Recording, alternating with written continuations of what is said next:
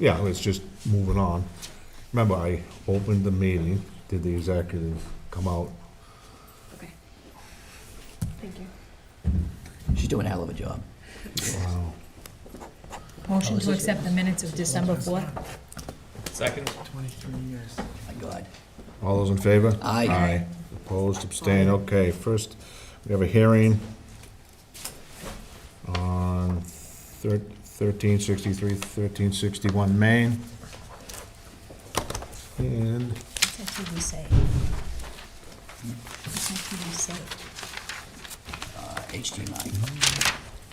okay, Can you thank do you. this? You want to do the two applications together, now or later? Or do you want to do them separately? No, I gotta... Is this the new one, Dan? This is the old one. Okay. Okay, we have, this is a continuance for 1363 and 1391. All right, so the new one. Where the,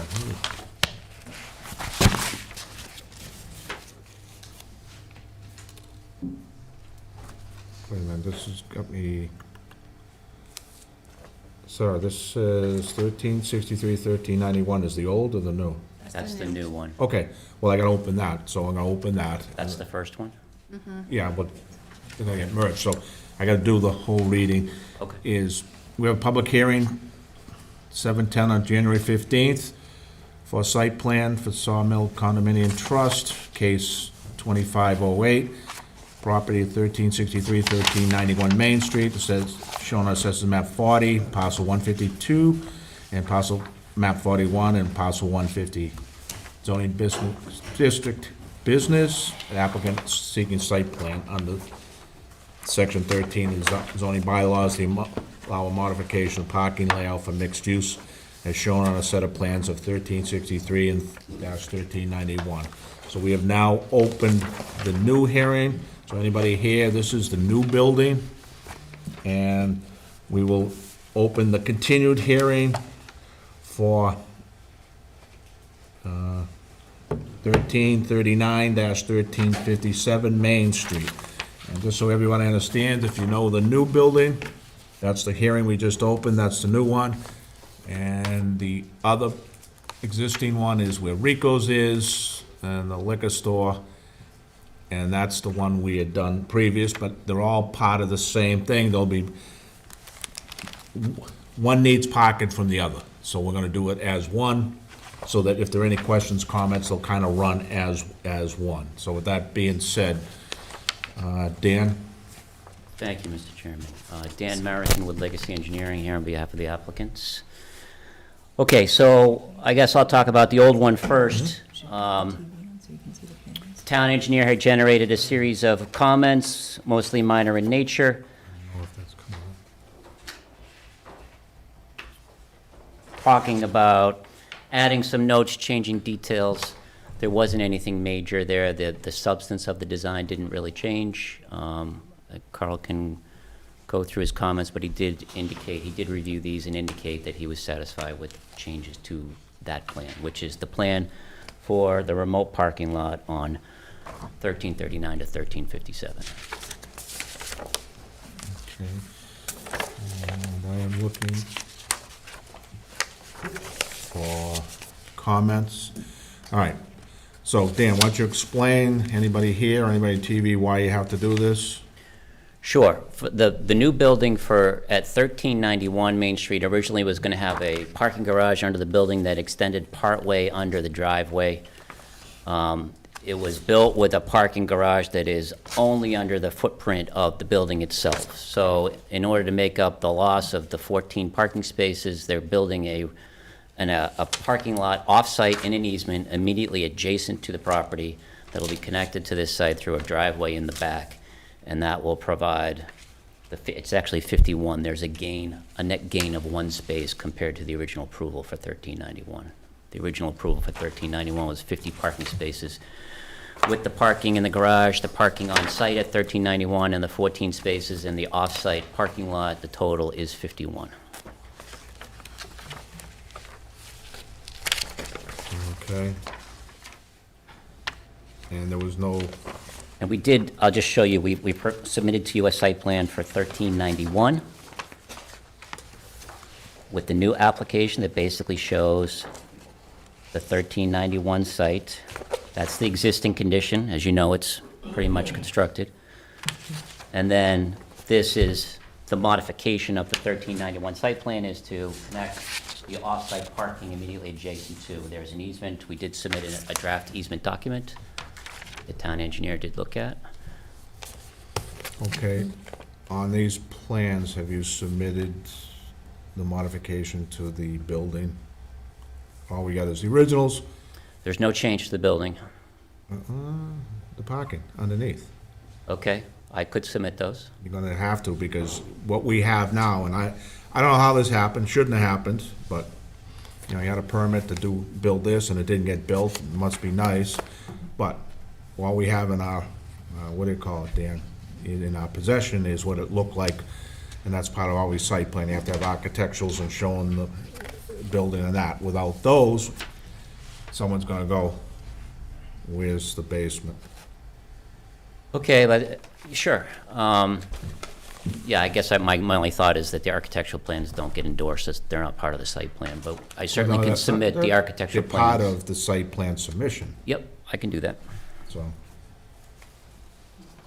Okay, I have a few comments here. Board of Health, at their this is dated the 13th of January. They're not gonna be meeting before the 15th, but the Health would like to make internal comments based upon the board's standard motion.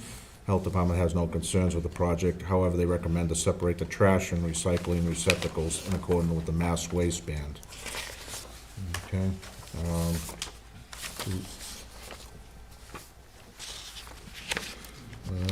we have Carl's, and what, you wanna read yours, Carl? Sure.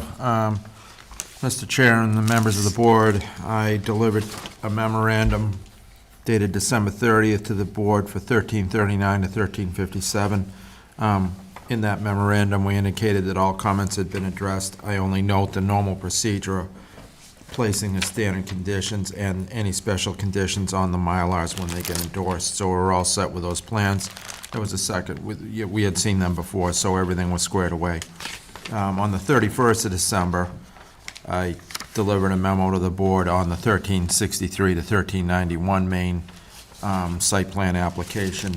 And as Mr. American indicated, I indicate that the application and DIS were in order. We did review the easement and maintenance agreement, and we made some comments on the language in that. That's not unusual. When I review an easement, I'm fairly picky about them.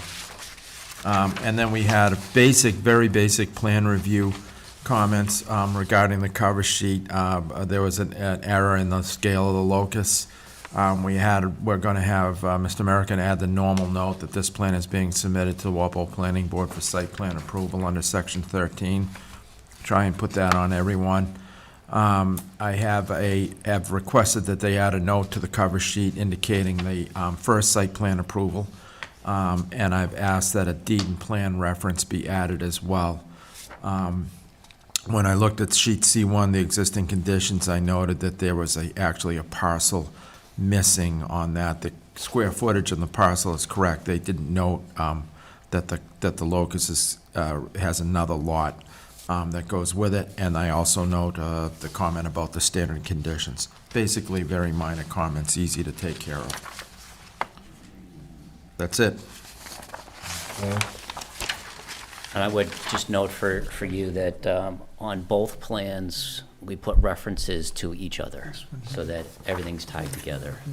And we did draft some conditions, which we're not going to get to tonight, but there are conditions that point to the opposing site plan decision, so that everything's all tied together on the record and at the registry. Okay, since we're doing together, let's see. I got one on the old one. That's from Conservation Landis Hershey, and she says 1339, 1357. Said that Conservation issued a permit 25/11/13 for the work shown at 1139 versus dash 1157. Yes. Okay, There's a permit in place for 1339. Okay. 1391, I'm sorry. And then Conservation issued about a month ago a permit for 1357 for the Okay. adjacent lot, for the new parking lot. So that's all in order. I'm with you, but I got 1139 typed here. Where is that? You got 1139? Yeah, that's why, that's, Oh, Leander said 1139-1357. it's a typo. 1339, 1357. Okay, so you think it's a typo? Yeah, that's the address of this property, is 1339 to 1357. That's what I'm looking at, like, Yep, that would be a long ways away. yeah. He did the whole 1A. Yeah, that'd be my guess. I think it's a typo. So, do you wanna go through this plan, the whole site, so what's happening, so everybody understands? Sure. The way the site was approved, D's are bigger, so D must be there. it has underground parking under the building with a separate driveway here that goes down off of Main Street underground to the parking lot. So this driveway is dedicated to the underground parking area under the building. There's a second driveway that comes in off of Main Street on the right side of the property that comes in and leads to a parking area. There are 12 spaces here. There are currently 13, but the modification reduces it down to 12 so we can widen this area. There's 5 parking spaces along this side of the building. This was originally designed to be a 3-point turnaround for the fire department. You have a memo in your file from the fire department indicating that they're good with the new design, which allows them to circulate in through here and around through the new parking lot and then out through an existing curb cut on 1339 to 1357. There's a dumpster pad in the back here, and that's about it. It's a mixed-use building. Commercial on the first floor.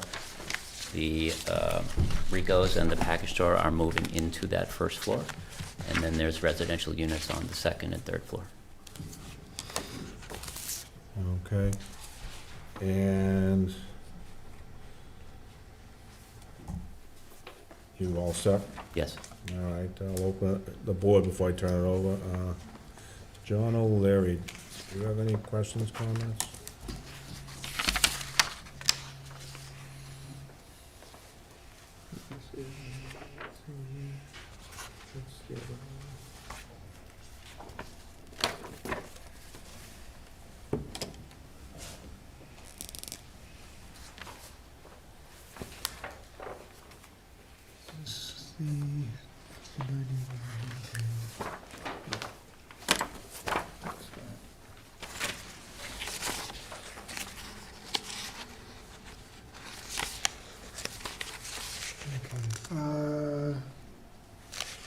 The easement is for the existing building to use that piece of lot.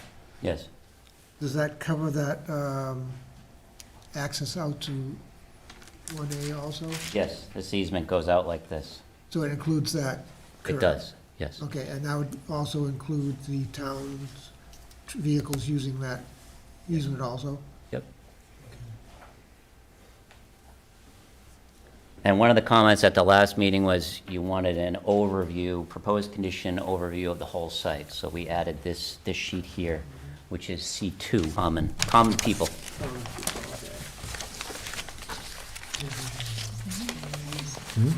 that it? So no construction was actually made underneath the above-ground parking on the original lot? No, originally it was going to extend under the driveway right here. But That it never, wasn't done. but no work has actually been done to that, so it ends right at the It ends foundation. right at the foundation wall of the building. Did that alter the traffic flow in the underground area at all? No, this was just a longer dead end. So now it's you had a dead end here and you had a longer dead end here, and now it's just a shorter dead end. Doesn't really change anything. So the two firms that are in the building to the right-hand side are moving into the new building in the commercial area. Yeah, they're fitting the spaces out now, I believe. I have no other questions. John Griffin? Two quick things, Dan. One, just in the easement parking lot, the 26 feet, that's not inclusive of parking spots, yes or no? No, that's the driving aisle. Parking spaces are 9 feet wide, which requires a 26-foot wide driving aisle. Awesome. And then is parking just gonna be free in both, not parking, sorry, is driving just gonna be free in both directions in both parking lots, or is it gonna be indicated in some way? No, it's two-way traffic in both Two-way lots. traffic. Okay. And then, on the existing, like, emergency route out, Yes. is there any indication now whether people try to use that to get into the space? Is there anything there currently? There's a driveway there currently, but there's a construction fence presently blocking it off. Right. Okay. Yeah, so, That's it for me. Thanks. yep. One other question while you're talking parking. Are the lots going to be assigned to individual units, or is it just parking as general parking for them, anyone to use any spots? I don't know. That would be particular to how they choose to manage this building. We do have signs here proposed for this lot that says that these spaces are all for the exclusive use of 1391. Whether 1391 chooses to apportion parking spaces amongst their tenants, I don't know. They may or may not do that.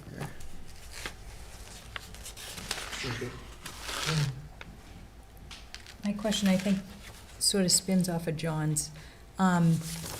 So we have an arrow in and arrow out on the site plan we already accepted, right? And then I'm assuming, just tell me I'm following it correctly, for the new parking, they'll enter there, Yes, and then they'll go all the way down and loop into the new parking. correct. So how, is there something that exists that will keep people from sneaking in or out where the fire engine can? Do you follow me? That emergency, I call it emergency access, I don't know what your, We don't Yeah, have they- anything here. because I think, Presently? especially since the woman from the dry cleaner came last time and said people are always trying to cut through, I think that's something we should be aware of and somehow, But I think she was talking in the back. I know, but if Well, they're she doing was, it, they're people, gonna do it. people cut through there to avoid that intersection. This is a Yeah. different kind of animal, but Yeah. I don't know that the fire department would love a gate, but I think they would So- rather not have a gate. You know, we'll have a Cape Cod berm that runs through there. So there will be a berm. Yeah, Cape Cod berm. How, so Cape Cod berm is just a bump, right? You can drive over it. Yeah. That's the point for the fire I department. just think that's gonna be an entrance and exit. I don't think, I mean, people aren't gonna wanna drive in and all the way around. And I don't know, like, as you look at it right now, it looks fine, but I don't know if that becomes a safety issue. If people are scooting in and out of there, I mean, I guess I could argue both sides of it and say, you know, it used to be the car wash, right? This is the driveway for the car wash. Yeah. Yeah. But couldn't you make Maybe it, some signage or something, we should have at least something. could you I have, could put a do not enter sign. I was just gonna say, could you put a do Yeah. not enter on facing the street, so that way if you Yes. did, Absolutely. Yeah, that's fine with me. I'm not looking to make a big deal out of it, I just think it could become an issue, so maybe we should somehow at least have something that tells them. Yeah, no, that's a good idea. Dan, is that 1 car or 2 car length wide, the driveway? That little- 2-car wide. Yeah. 2 car wide, that little Yeah. bump, okay. So in the event somebody did try to come in that way, another car could be beside the other. Yeah. Yep. That's all I had. It's a good idea. Okay. Paul? So Dan, let me, so the parking in the middle, Here? yes, yeah, right in the middle.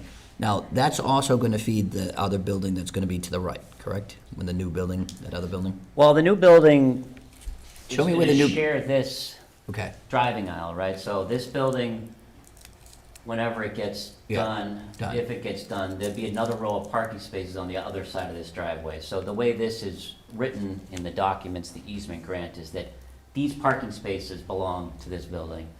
The driveway can be shared between the two property owners. Now, by taking those parking spaces and giving it to the building on the left, that won't hurt the building to the right for the number of spaces. They can't be counted for the building on the right, so that's just the way it is. So they'll have to come up with other means. Oh, yeah. These are not gonna be able to be credited for whatever happens here at any point in time. Okay.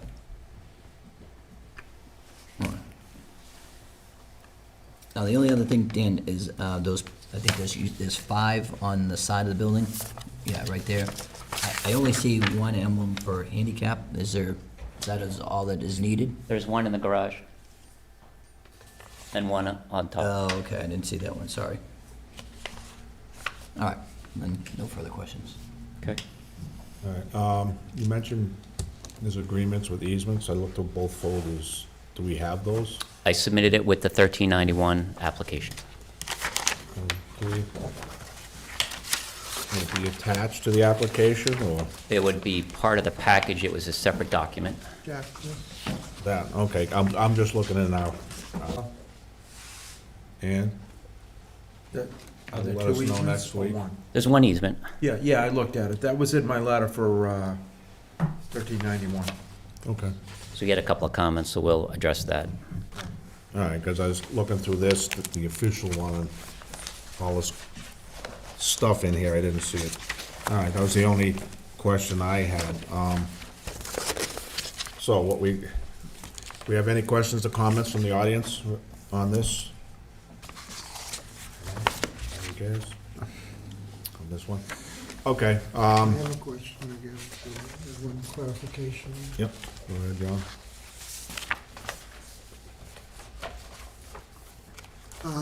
Going back to Katie's question, you're coming in the existing parking, allocated parking, and swinging around the back into there. Is the intention to allow traffic to exit there through that curved section onto 1A? No, So it's not, it's only for emergency? it's only for the fire department. Okay, thank you. All right, since no one has any more questions, comments, and the only thing, you owed anything more, Kyle? No. We are the pretty little architectural Right. change, other than that, and I'd assume, I would prefer to do them. I agree. Okay. Yep, I agree. So, Jeez, let me write, hold on, what's You gonna write that today's down? date? the date, the time. Yeah. Okay. Your next meeting, I guess, would be on the 5th?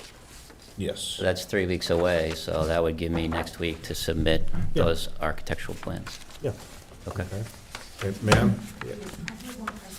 you have to come up. Across the street. And I'm just wondering,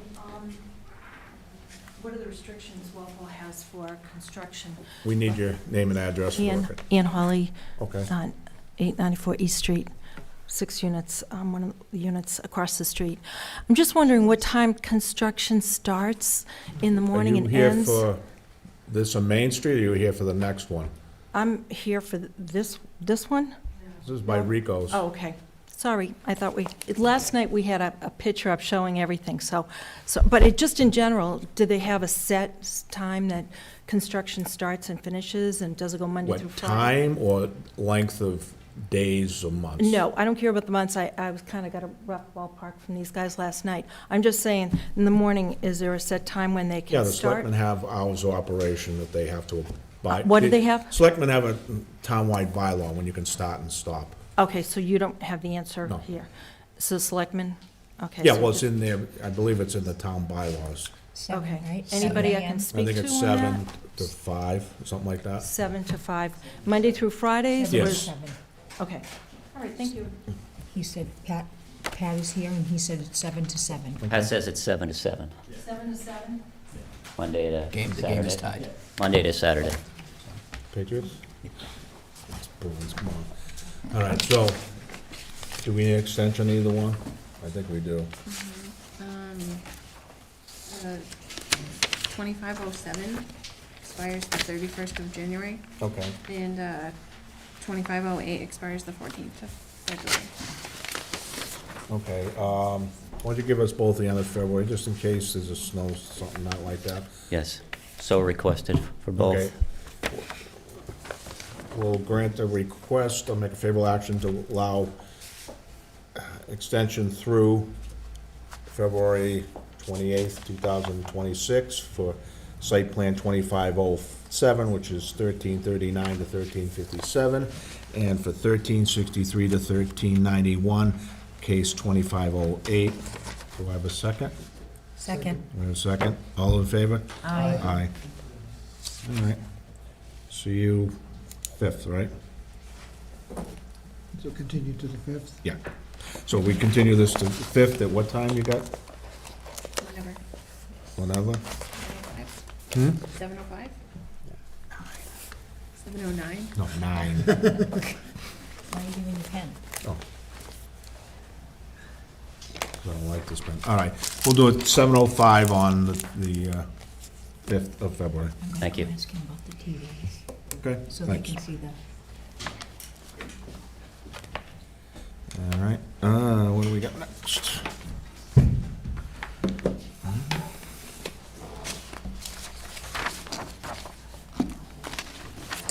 All right, let's go take it.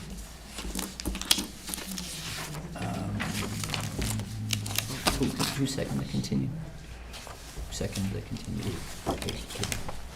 Put anybody's name, no one will have a number.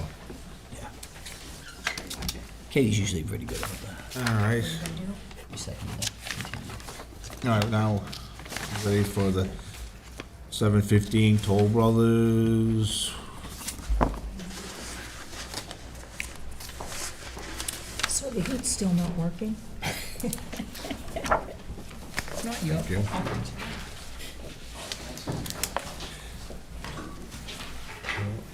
I like it cold like this. Oh my God, it's You know why? freezing. You don't talk as much. Oh, you're nice. Because you want to get out of here, because I it's, was- How I are really- you in shorts and a t-shirt? I'll open a window, we'll be out of here in about 10 minutes. Yeah, Jack, I thought it was gonna be a new year, new outlook. No, it's not. We were gonna treat Katie differently. I'm thick-skinned. Thank God. I'm not offended. Shouldn't I be. can take them. You can take it. There we go. All right. I think she's just killing with You know when you're ready? What is this? It's not that.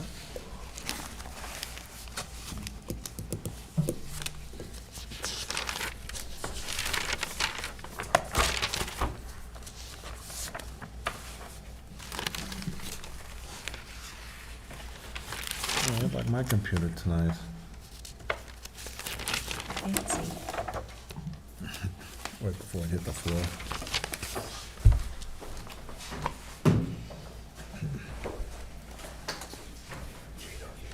All right, you ready to go? Okay, we have a continued public hearing, 7:15 for Toll Brothers, site plan 2506. This is under the MBTA new bylaws, and with that being said, we'll open it up to the applicant.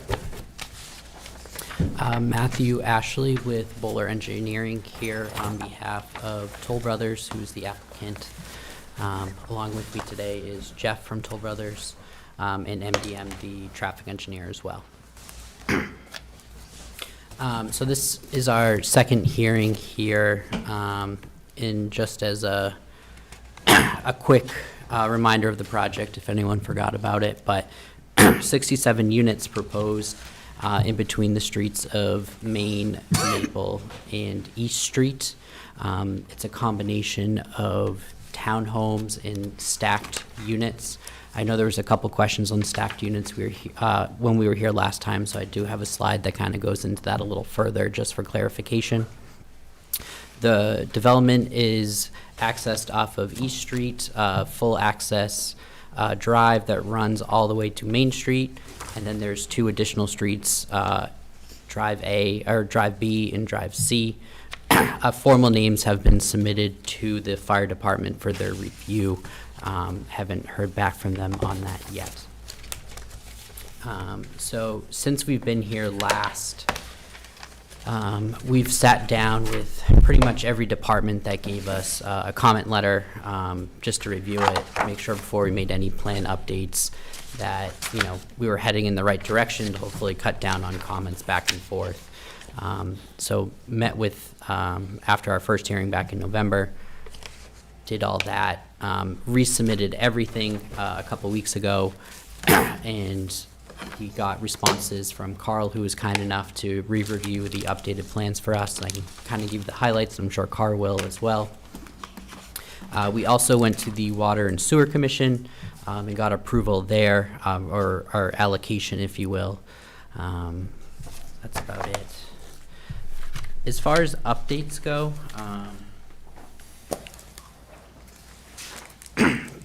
definitely a variety of updates from all the various departments. I'll hit on the high-level ones, on ones that resulted from plan changes.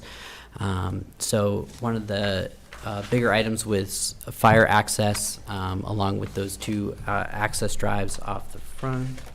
I thought I would be able to point, but I'm not. Those are to the far left and far right off of East Street. Those were previously proposed to be pervious pavers. And working with various departments and mainly fire, they didn't feel 100% comfortable with that. We looked at shortening them, a variety of different options, but ultimately what it came down to is it got switched to pervious pavement, and that's what the fire department felt comfortable with their truck and their movements, and then just some minor updates to curbing from those drives onto the emergency access drives, and just piggybacking off of a question that I heard at the prior one, there will be gates there, so only the fire department will be able to utilize those access drives. General comment that we heard was pet waste throughout these developments. So we proposed a couple of pet waste stations throughout, centrally located, essentially kind of where the mail drop-off is, along with the bend in the road as you come out from East to Main Street. We designated snow storage areas out here. I'm sure we'll get some comments that there's not a ton of snow storage out here. We do recognize that, and there is notes that, you know, if it does exceed those allocated areas, the development will have to haul that off-site and properly dispose of. We had a number of specific town details that we wanted to add to the set at the recommendation of a couple different departments. So we did all that, and largely, I think we're just about there. A couple minor details that we have to work out, but more construction related, if you ask me. We did submit the truck turns, put them right into the set, which I think was a recommendation from the planning department, and fire didn't care either way, but we just put them in there so there's no confusion later. Lastly, we did hear a lot of feedback about delivery vehicles and what we can do during that, seeing that it is, in general, people are getting more deliveries now. So we have these two parallel parking spots as you come off of East Street, kind of on that right-hand side there. Not ideal, so that actually is going to be designated as a loading space. We are over-parked, or not over-parked, appropriate park, but over-zoning. So during the day, that'll be utilized as a loading spot for Amazon, FedEx, UPS, and then in the evening, they'll turn over to guest spots if someone's having a dinner party or tea party or any type of party.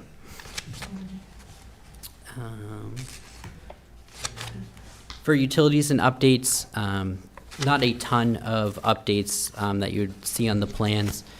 We worked through some minor grading, updated some details. The biggest update in the plan set you'll probably see is that we detailed out every single stormwater basin, water quality unit, subsurface system, and noted that throughout the plan set. The design didn't change too much, a little up and down on the basins, but the general areas and locations remain the same, but just some more tinkering, if you will. And then working with conservation, I forgot to mention that we were back in front of conservation last night as well. Generally well received there, and just working through some details again, and they wanted planning board to progress a little further before they closed that out. And we worked through as part of that, and the town bylaw, we had to provide a pretty detailed construction sequencing plan. So you'll see that in our 800 series numbers there. Landscape didn't change too much. We did have some site distance, so we moved around some plantings to make sure it didn't interfere with any site distance throughout here. And later in the presentation, the traffic engineer can go into that more if you have questions. Again, a pretty robust landscaping plan, over 1,000 plantings, hundreds of trees throughout the development, really focusing on the main drive aisles and the surrounding property boundary. So this was, I think we got some questions on the stacked unit style here. So there's townhomes everyone's pretty comfortable with, but the stacked units we seem to get some questions on, including myself. So essentially there'll be 2 separate doors in driveways and garages, and you can see the 2 cars parked there. So one owner will have one side, the other owner will have the other. That second floor will be primarily for one of the owners, with the exception of the staircase, which will bring you up to the 3rd floor. And then as you can see there, the 3rd floor is split in half, essentially, for one owner and the other owner. So you do have multi-level living, which is a nice feature. And then the 4th floor will just be the second owner as well. So I think we went through it last time, but I think the color graphic kind of makes it easy to see.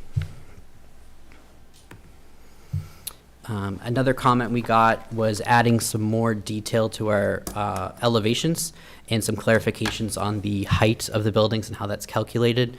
So the elevations were updated, and one feature they wanted us to add is the balconies that we were showing on the plan. They weren't on the elevations, so those balconies were added, and you can see them here. And then the other one was for a certain side of the stacked units, wanted to add some more architectural features, which we did here, and you can see the balconies as well. With that, I'll hand it over to our transportation engineer.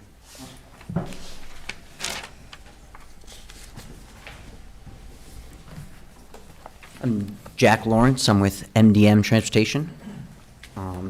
Thank you, by the way. So we just received Bowman's peer review letter earlier this week, and generally we recognize that they agreed with our methodology, and they had a good amount of comments, but most of them were minor clarifications, and so I've already started working on a response and going through those, trying to prepare that for the next meeting. You'll see it later on for the next slide, but we've expanded our study area as they suggested to include a few new locations, including East Street at School Street. I know that's a hot topic of an intersection. We've recorded that as well as both ends of Maple Street, just north of our site, for 24 hours, but specifically for East at School Street. We wanted to record it for that long for the purposes of a signal warrant analysis, just to check to see if it's feasible and or suggested to build a traffic signal there. One of the other comments we received included worrying that Maple Street, because it's so proximate to the site, people might decide to park along Maple Street. And so part of our data collection that we've just completed this week, it's being analyzed next week. Part of that was we just set up traffic cameras filming both sides of Maple Street, down the street, if you guys saw the traffic cameras that were up earlier. And so we just got a 24-hour kind of snapshot of what the current parking is like, and then potentially we'll have a monitoring program after our program is in to make sure there's no changes. We've also been suggested from Bowman's letter that when we submitted our traffic study, we were using the 11th generation of ITE, which is our trip generation standard, and also synchro analysis, which is our capacity analysis software. And those were both projected to be updated for our response. And then it was already touched on, but those truck turns that Bowman wanted to see. Those will be provided as well. So here is the expanded study area as requested. A lot of the trips are projected to go east along East Street, and so we did agree that including East Street at school made sense. And then, yeah, those two dots on the north side are Maple Street. And one of the easier to answer questions from that Bowman provided was the trip generation numbers between the 11th edition and 12th edition. The 12th edition just provides slightly more up-to-date projections on traffic, and generally because slightly more people are either working from home or other factors, the 12th edition actually projects slightly lower trips. So our current analysis that is provided by the 11th edition is conservative.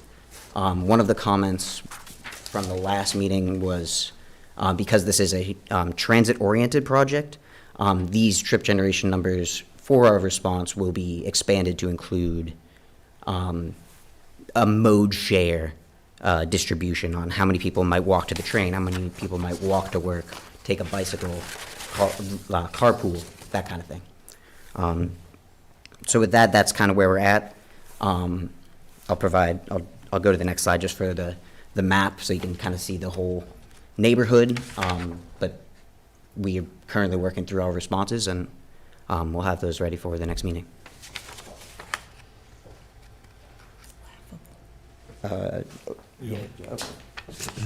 So yeah, happy to dive into any further questions the board has on any updates we need. Like we always do, the traffic will, Thank you. because they're always the star of the show. I'm looking through Bowman's report here. I'll go, Kyle, traffic. What are the, do you see any issues or whatever? Look at Bowman's, I didn't see anything jump out. We could have Steve Saragosa from Bowman here. He can actually present his Oh, okay. comments. So he's ready to go and available for Okay, I didn't this. realize. Come on up, so you can tell us what's, needs to be fixed or whatever, so we all understand. Sure. Good evening. My name is Steven Saragus. I'm with Bowman Consulting. I don't want to be too redundant in going over a lot of the transportation items that were just mentioned by MDM, but we prepared a peer review for the TIAS. We also looked at the site plan as well, just for overall circulation, parking, things of that nature. So I'll just go through it a bit, and I'll be more than happy to answer any questions that come up. So overall, the TIAS and the site plans were done using industry standard methodologies and best practices. So no issues really there in the way that it was prepared overall. Few items that I would like to kind of just hit on. A lot of them, again, were kind of just mentioned, but in the TIAS, just looking for some additional information, just for signal timings, some data collection efforts, and background information for projects that are kind of ongoing in the area, just making sure that those were included in the analysis. Updating all the safety analysis. So recently, some of the Mass DOT crash data has been updated. So just trying to get a bit more updated information as possible there. And then especially at East Street and School Street, kind of including that overall in, as mentioned, kind of a signal warrant analysis and the crash analysis, capacity analysis. So just making sure that that is included in its totality there. And then turning templates were mentioned. I think that's just really important just for the overall site layout and making sure that trash trucks, emergency vehicles and whatnot can kind of get in and out. And then, as was kind of briefly mentioned, the traffic monitoring program. So we had heard at the last meeting some issues or potential issues along Maple Street. So that's where that additional data collection kind of came in.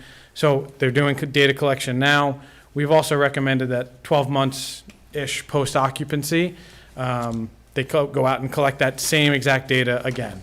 And then based on that, if there's any significant increases in parking or trips in and out of there that could potentially be attributed to this project, then kind of working with the town to see if any mitigation could potentially happen out there. So there is kind of a recommendation for that additional monitoring post-occupancy to make sure that nothing has really changed out there. So that's really it for the TIAS. In the site plans, again, minimal comments. There was a lot of back and forth between the town, which was good. We wanted to just make sure that there is enough space along the roadways. We understand that there's parking for each of the units, but 24 feet is tight. And we know that this isn't a typical subdivision, but the regulations are 26 feet. And then when you get into snow removal, or if somebody is parking on the roadway, that does narrow things down quite a bit. So just making sure that there's enough room out there for vehicles to kind of get by in case of emergencies or snow events or things of that nature. Bicycle parking was another thing. This being a multimodal site, there is minimal bicycle parking out there. So we think there's more room for some additional bike parking if we really want to make it a site that is going to be used by everybody, whether you're biking to work or to the train station. So making sure that they kind of include a bit more out there.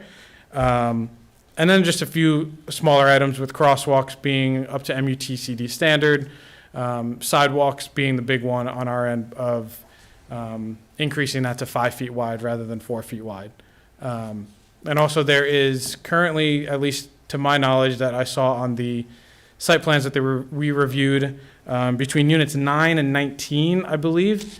I think it's road C to the right. There doesn't seem to be any pedestrian connectivity to those units, so we'd like to see some type of pedestrian sidewalk there. Like I said, I'm more than happy to answer any questions that anybody has, but overall, like I said, it was, everything was done kind of up to industry standards and correct methodology, so, thank you.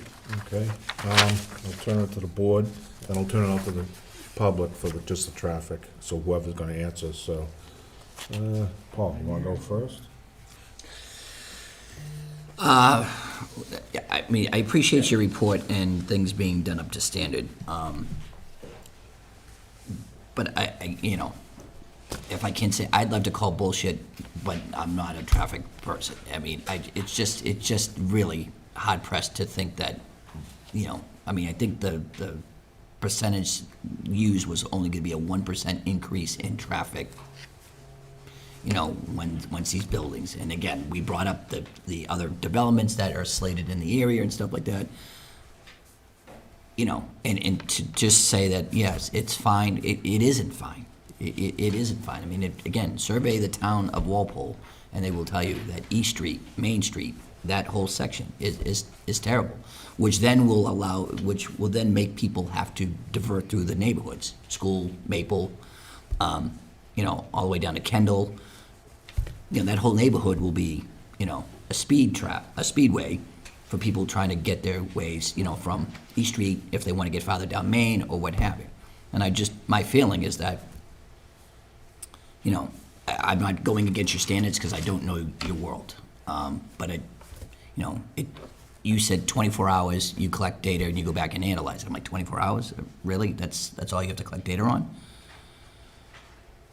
I mean, I'm having a tough time with it, maybe because it's my lack of knowledge, but, sit out there for days and take a look at that traffic, and then tell me that we don't have a problem. And that's before your unit, so, I don't know how to address this, other than, this is just, yeah.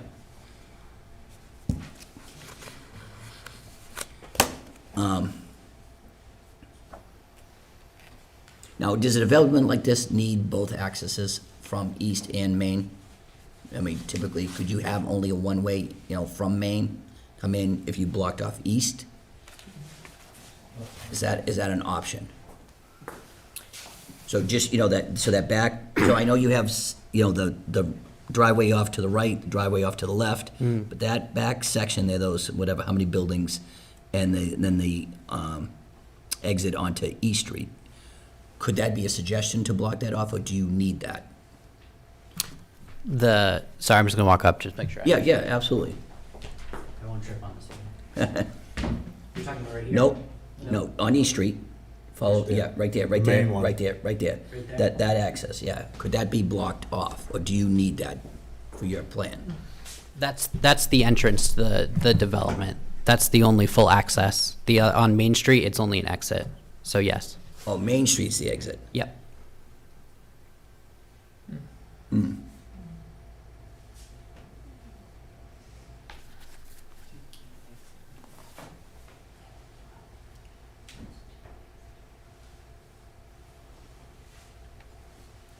Well, let me ask you something. Do you need the exit then to Main Street? For fire access, yes, they need to be able to navigate the site through. Well, that's not even an option.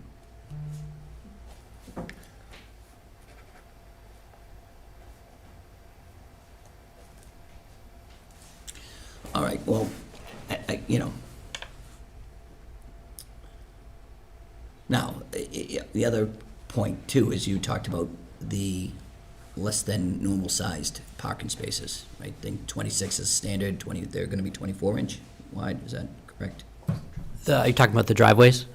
Or the access Driveways drive or aisles? The parking spaces. The parking spaces were gonna be, We're not asking for reduced size, another full size. oh, is it the roadway? Okay, the roadway, okay, the roadway. So, does your plan, and I haven't had a chance, did your plan show the snow removal?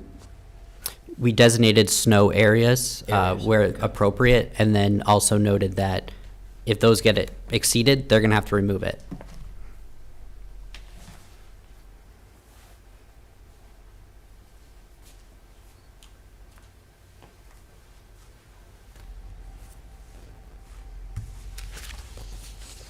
And then any type of fencing along the backside of the development that faces towards Maple Street? Currently, no fencing there. There is landscaping all along that back edge. But if there was a desire for fencing to be added, we could add fencing. I know there's been talks Yeah. about that, yep. I'm just trying to think some type of separation so the Maple Street doesn't feel like they're now, During construction, there'll definitely be fencing well, up, yeah. Yeah, but, Yep. But yeah, no, certainly can do that. all right. I've said my piece, but. So at the last meeting, and you weren't here, so at the last meeting, I went on my spiel, so I don't think everyone needs to hear it again, but the area that was studied isn't big enough. I live here. I know it well. I've lived there for 30 years. I walk, I drive. I know how bad the traffic is. I know how hard it is to navigate it as a pedestrian.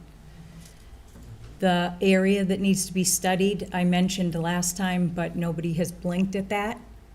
And I think it's laughable that you would even come to us the first time without School Street included. So I am a little ticked off about this whole thing, that it hasn't even been mentioned what I said last time. So I did draw a map and extended out the area that I'd like to see looked at. It went down to Kendall. It went basically Kendall on East and Kendall on Main, and it came down and looped the whole area. This is not going to just impact Maple Street and Main Street and East Street. This is going to impact the larger area. There is already a traffic problem, and I don't care if it's 1%, which I don't necessarily agree with, but 1% of what? It's a big number. And, I mean, I could go on, and I'm not gonna speak nicely because I'm a little irritated, but I sat, perfect example, trying to pull out onto, East Street a couple of Saturdays ago, 4 o'clock mass. I watched an elderly woman try and cross over from Hartshorn, on the crosswalk. She must have started out 6 times. She was visible. The cars could see her. Nobody would stop for her. And she finally got out there, and all I could think sitting in my car was, what's gonna happen at 5 o'clock when she's trying to go home and it's dark? So you can't sit here and tell me that that area is not impacted. Yes, it's impacted. We've had at least 2 pedestrians struck, 1 a fatal, and I think it might have been 3, but I'm not certain on that. I'm not gonna quote statistics. So, and I also asked last meeting if it was just this project, are we thinking about the Gilmore project? Are we thinking about, West and Spring? We're adding units. No, these people are not all taking the train. These are 2-bedroom units, right? 2 and 3-bedroom units. There's gonna be kids. Anyone who's ever had a kid knows you're in and out of your house 52 times a day. You're taking them everywhere. So, no, it's not gonna be just, I'm going to work in the morning, I'm coming home at night.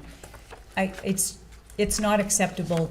It needs to be studied more. It needs a bigger area, and I have submitted the area that I want studied, if you can't figure it out from my words, to engineering and our secretary, and you can get it from them.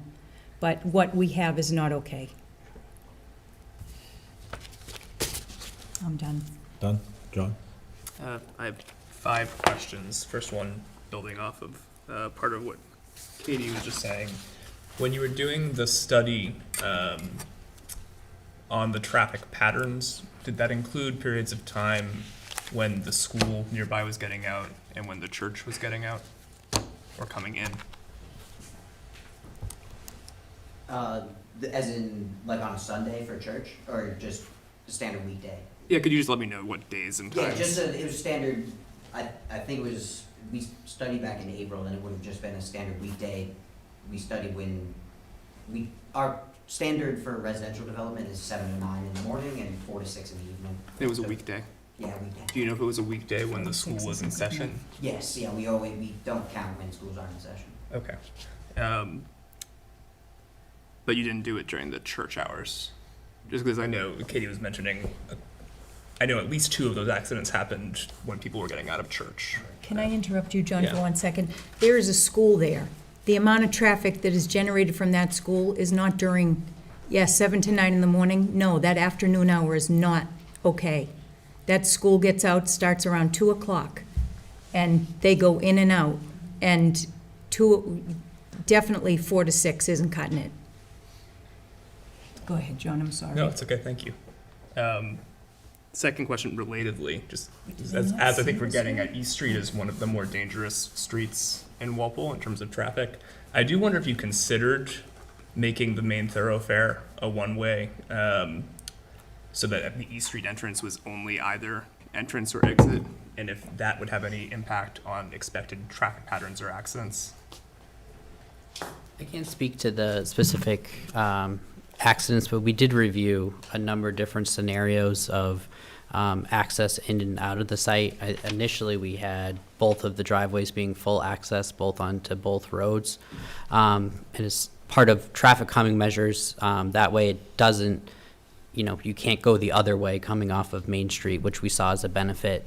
The benefit of having the full access onto East Street is that cars located within the development can get out and go the other way, and they're not forced to go out through Maple or back through the intersection again. They can go right out onto East Street and out, and that was kind of what we thought was the best scenario for here.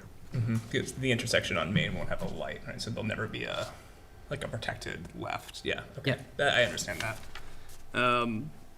There's 150 parking spots, yes? Yeah.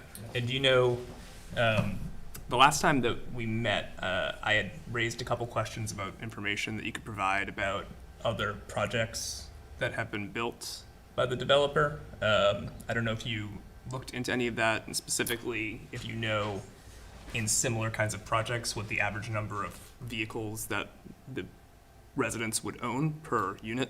Yeah, you definitely mentioned that, and I think MDM was just waiting for the full traffic report to come back, so any other data they're going to collect and out there, they could just collect that all at once and get that to you. tell me if, I don't think we've, yeah. Okay. Yeah. Yeah, I'd so appreciate- it's on our list, and we're gonna get back to you on that one for sure. I appreciate that, and yeah, just to note, one of the questions would be, what's the average number of vehicles that each unit would normally actually acquire and have? And then another question related to that would be, at this level of distance from the commuter stop, this is obviously still within the zoning overlay, but it is pretty far from the commuter rail stop. How much can you actually expect people to take different modalities to get there?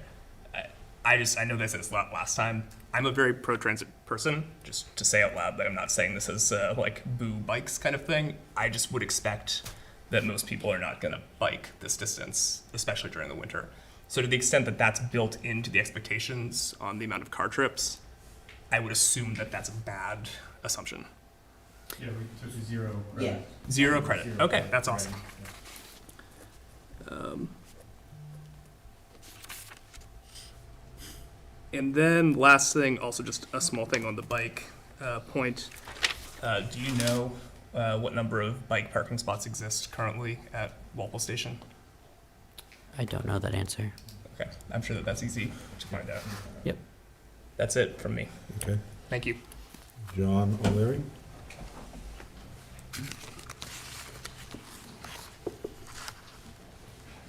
I have to agree with Katie that the area affected is going to be more extensive than just School Street and Maple Street, beyond Main and East itself.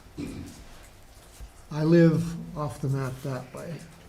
If I'm coming down here, unless I'm going right into the center, I'm circling around it on Kendall Street. If I know there's something big like this down there, it's even gonna be even more likely for me to take Kendall Street to avoid the center of town. So this is going to create an increase on Kendall Street traffic. They've done some work at the Kendall Street and Main Street intersection, but the intersection at Kendall and East is still not the best situation. And that can even back up to East and High Plain, which is a terrible intersection.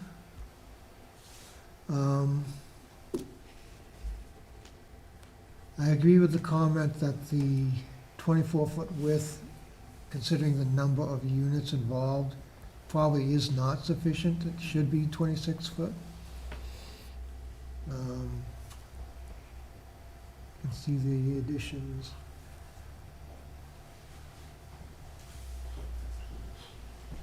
East Street, Can I just respond to the 24-foot wide drive aisle? So since we initially designed this project a year and a half ago, we've been looking at a reduced roadway width, not 24 feet, but 22 feet, because 11-foot right-of-way has been built out in Walpole in many different instances. 20-foot wide has also been built out in many different instances in town for a 10-foot wide drive aisle. In this case, we did go to the 24-foot wide, which is a very typical commercial development spacing for a drive aisle. The subdivision rules and regs generally don't apply here. It's a private roadway, which is why a lot of other developments go down to that reduced width of 20 feet wide. We're trying to weigh the differences between reducing impervious areas, handling stormwater, reducing impacts, and at the same time providing adequate width. So just for reference, the standard highway is a 11-foot wide plus the striping, which gets you to 12 feet wide. So this is the same as the Mass Pike. So there's adequate width for vehicle trips in and out. And then in addition to that, we do have the parking, which has parallel parking spaces at a width of 9 feet, right? At 10 feet wide. So again, much wider than what you would see at a parking lot. Can I interject, John? Would you expect that actually the widening would lead to faster traffic through compared to like a 20 throughway?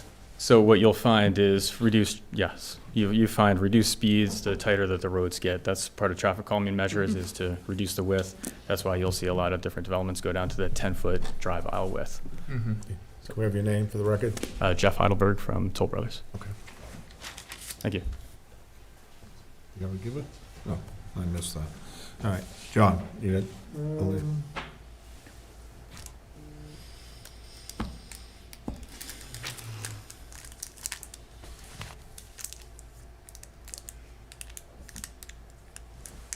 On the exit on Main Street, how much separation is there offset-wise to the entrance into the parking, into the CVS lot and the strip mall associated with that? How much offset distance are we talking? On the map, it's just below the compass rose from the diagram there. That building there and the parking lot is right next to it. CVS would be off the map to the left. I'll But get I back know on there's a that. lot of issues with people getting in and out of that. And if you have more traffic coming in and out of that, of your exit there, it's an issue. The East Street one is probably far enough away that it's not an issue.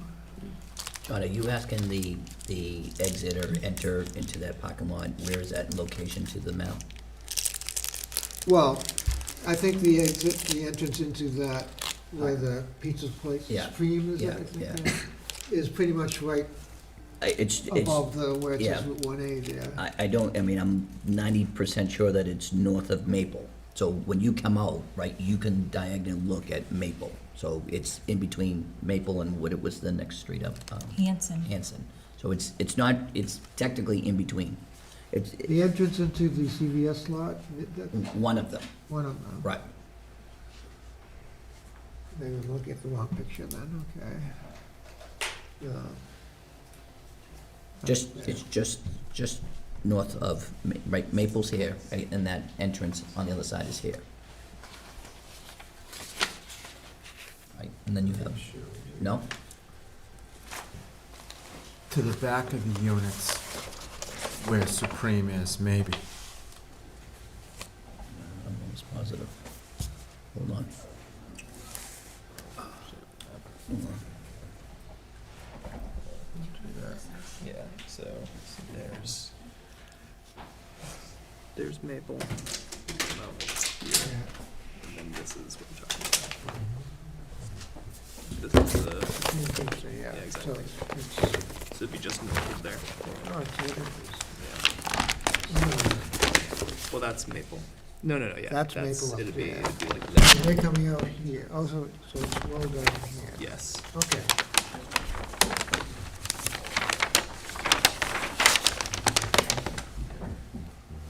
I guess I have no other questions at this time. okay.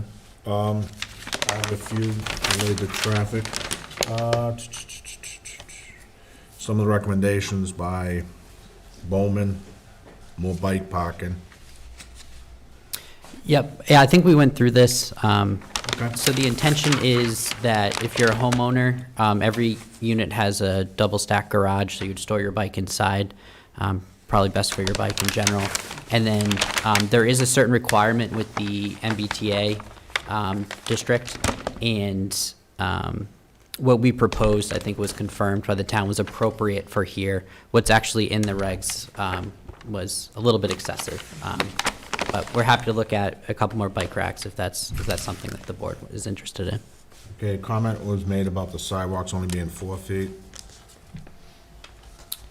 Yeah, that's a standard sidewalk, 4 to 5 feet, somewhere in there. What if- You said 4, they recommended 5, so it's kind of within the standards, which, I wouldn't put 4 foot on mine, but, and the, something else, oh, they were talking about, there is no sidewalks for those units, up on the right-hand corner. That's what's been said, is that correct? Correct. So do they have back entrances coming out? No, all the entrances, garage, and pedestrian are onto Drive C there. On the drive, so they don't, so there's no sidewalk, you don't, they must have a back door, right? Oh, yeah, to the rear yard, correct, yeah. All right, but there's no sidewalk along the back to dump them out if they want to? Nothing proposed currently, no. Probably good, I don't want people walking my backyard either. Now, the other thing that came up at the last meeting, and I'll have to ask our consultant, because we got you. Couple of people indicating they live on Maple, and they think because of all this, maybe Maple should be one-way. Think that's an issue? Does it make more problems, less problems, so that they understand? I'm trying to flush it out so they, it's not up to us. They gotta go to selectmen. We don't control that, but. I mean, I think in general, that was kind of the purpose of us telling them that they need to go collect data right now, and then post-occupancy, go and collect again, and see if there's any impact of any additional trips that could potentially be attributed to this site. A one-way analysis, that's a big undertaking to do that analysis and to put together that memorandum and that report. I don't believe that it would be warranted in this situation, but again, I think that is why we go out and collect data and see what that So says. with your recommendations, have them doing full occupancy, and at that time, if there is an issue, there's some data to back it up, what the issue is, Correct, that they go to selectmen rather than just go, we need it, correct. here you go, right here? Yep. Okay. All right, and, I know you deal with this all the time. They're talking about resident parking. I know that's a town issue. Any thoughts? You don't care? I mean, meaning, doesn't help traffic one way or another, right? Of course I care. Again, I think that's another part of just getting the data. I mean, I don't know how it works in terms of it being resident only or things of that nature. Well, one of the things I Again. agree with them is naturally, they're gonna put up signs, no construction parking, because we know how Right. that's gonna be, everybody will be everywhere. So, but what you said, and I hope, I don't know if they're here tonight, but if they did want it to go in front of selectmen, it's gonna be, why? Well, we want it. But now, what you said, if they come back and do analysis, and the analysis points, look, and the recommendation is, then they have something to back up, and it's a pretty simple, decision for the selectmen at that time. Right, and doing that parking analysis, you can do things such as, license plate to an extent of understanding who's parking there. Yeah, but I'm more talking about the one-way. Oh, more with than the one-way, anything. I'm sorry. Yeah, once that, as far as people parking, that, but at least the one-way will give you data to say should be or shouldn't be, Right. from the professional end, as opposed to just the Right, local and residents. understood, to the comment before about it being 24-hour, 48-hour counts or whatever it might be, and traffic fluctuates, and I think everybody understands that. But, the best that can do is go out and get a snapshot of what is happening, and I think given the time periods that the data was collected out there during the weekday, that is standard for a residential development. Yeah, I think that it's only a snapshot in time. So if you wanted to go out and collect data for 365 days a year, you'll see fluctuations and you'll get an average, but it is standard to just go out there and do it for a 24-hour, 48-hour period. Okay. My final, if you can answer it, or you're not your partner, but you're the Patriots, he's the Texans. Buddy, I want to make sure we all get covered. What's left to do for traffic? Just give a summary. Who can do that so that we understand what's coming? Yeah, sure. So our next steps are, as in when we showed the expanded study area map that we provided, the cameras have already been out, they've already recorded, and so that data will then get processed and analyzed, and then they'll get added to our, they'll get added to an amendment, and we'll include like the capacity analysis and then crash data for all of those added intersections. So those are the next steps. And we'll take a look at what Catherine had also said. Right. Take a look So when, Yes. if you could, when you do, Yeah, I've made just note keep, of that. so there's no miscommunication, and so that we don't have to keep beating it. So I explained this last time, and I especially think since you weren't here, so you understand. If you have lived in Walpole for any period of time, you don't just, let's say I'm heading south on Main Street, and I'm gonna bang a left on East, okay? Let's say I'm doing the whole thing. First of all, traffic in the afternoon, evening is terrible on Main Street. And East Street's very busy. But that being said, anyone who's lived here for any period of time does not sit on Main Street. They shoot either up Kendall, up Maple, or up Hanson. They then shoot down School, and I myself, because of where I live, shoot down Hartshorn. I shoot down Norton, I shoot down Hartshorn. I have, I told my kids, avoid School Street, too many accidents.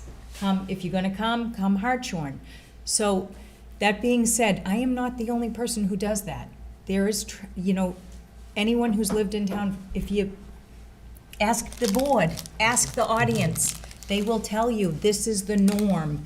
The people who are on Main Street and East Street are either heading the long way down Main, or, they're not trying to get home to their local neighborhood. So, I did make a map.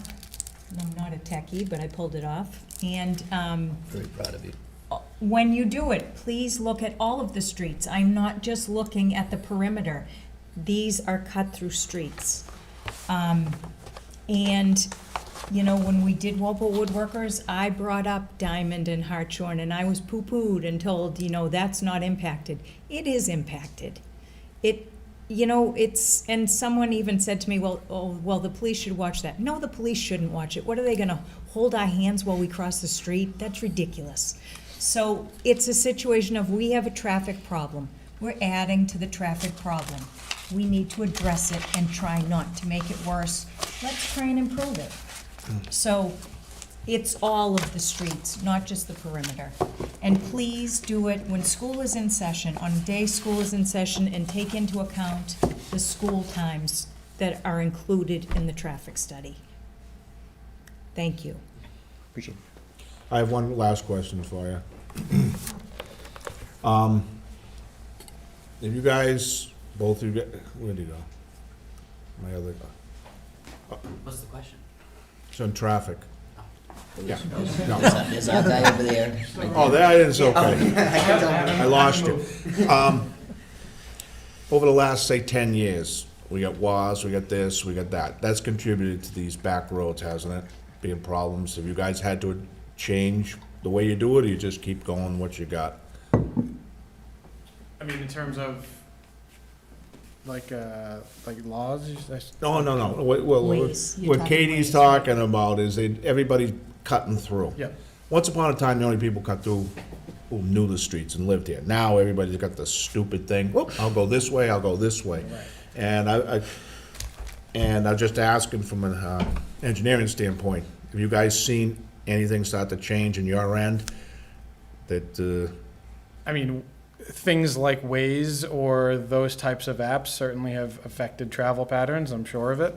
but it hasn't come into your, The standards and everything that we still follow kind of haven't updated too much when it comes to that. A lot of it is still percentage increases, kind of determine the study area, if you will. You go out, you collect data at the intersections, and then you look at your site using something like ITE. And then from that, you look at what percentage increase you might be having on an adjacent intersection, and that dictates whether or not it should be studied. It's 5%, if it's a 5% increase or more, or 100 trips per hour at a certain intersection, then you study it. If not, it's typically excluded from the study area. okay.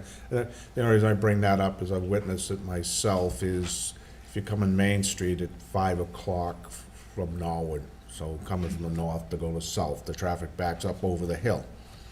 And now been around more at home. I'm going 27 towards Medfield, if you guys know where that is. All of a sudden, one day, I see coming up at like 4:30 in front of the Old West Junior High, a Rosenfeld concrete truck, and I'm going, they ain't pouring around here. And then I realized, because they go back and get reloaded. So what they're doing is down further north, they're doing what I said. They go on their little wires, they buy, what it's doing is, and I'm, like Katie said, is everybody's looking at a little thing and they're going this way and now. And I was just wondering if that's affect the analysis, but you guys don't necessarily able to do it. I know one thing, if you limit it, it just changes everything on those back streets, but that was my only question, because now I see the Rosenfeld truck, I mean, and I know you guys aren't 100% familiar, but Pemberton's what, about a 10% grade, Cal? About that. Yeah, think about a concrete truck going up 10%. He's empty, but it means he is saving a lot of time going up the hill and that way, so that's all I had for you guys for traffic. Anyone, for us, anybody in the audience have any questions on traffic? If not, we'll continue the rest of the hearing. Mr. Chairman, while we're on traffic, I just want to confirm that you're going to study the areas that Member Turco Obadi mentioned.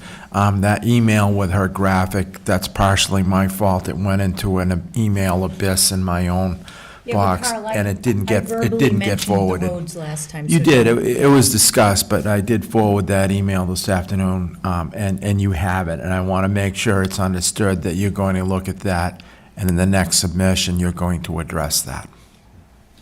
We'll look at it, yes, we'll add it to the study area. Right. Well, it'll be in the review. It'll be in the next submission. Yeah, that's what we, Yeah. under the summer. I just want to cement that Okay. in there. That's very clear, and there's no misunderstanding. All right. Thank you, Carl. Anyone from the audience have any questions related to the traffic, or we'll move on? Most of what I'm going to cover is about that, because I live on the corner of East. Okay, if you come up, if you have a I'm on the agenda, am I next? I don't want to take somebody's shots. you're on the agenda next. Am I next, Denise? 894 East Street? agenda? No, No? no, this is it. This is the hearing. Oh, that's what I mean. Oh, I thought because She I had had brought a submitted something comment. that. She sent a No, comment. no, the comments will get read, but Oh, I see. Thank you. Okay. If nobody needs to go ahead, I'm here because of the 919 East Street project. A lot of it has to do with traffic.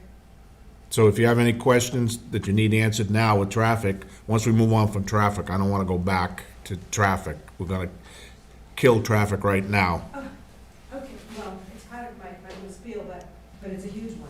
And, Well, pull it out of your spiel so that we can go, because if you keep going back, it gets real confusing for everybody. Okay, well, it's gonna, since this last, I'm glad it is towards the end of the meeting, I think, because I've just marked up everything I was going to say, because you've said so much of what I was going to say.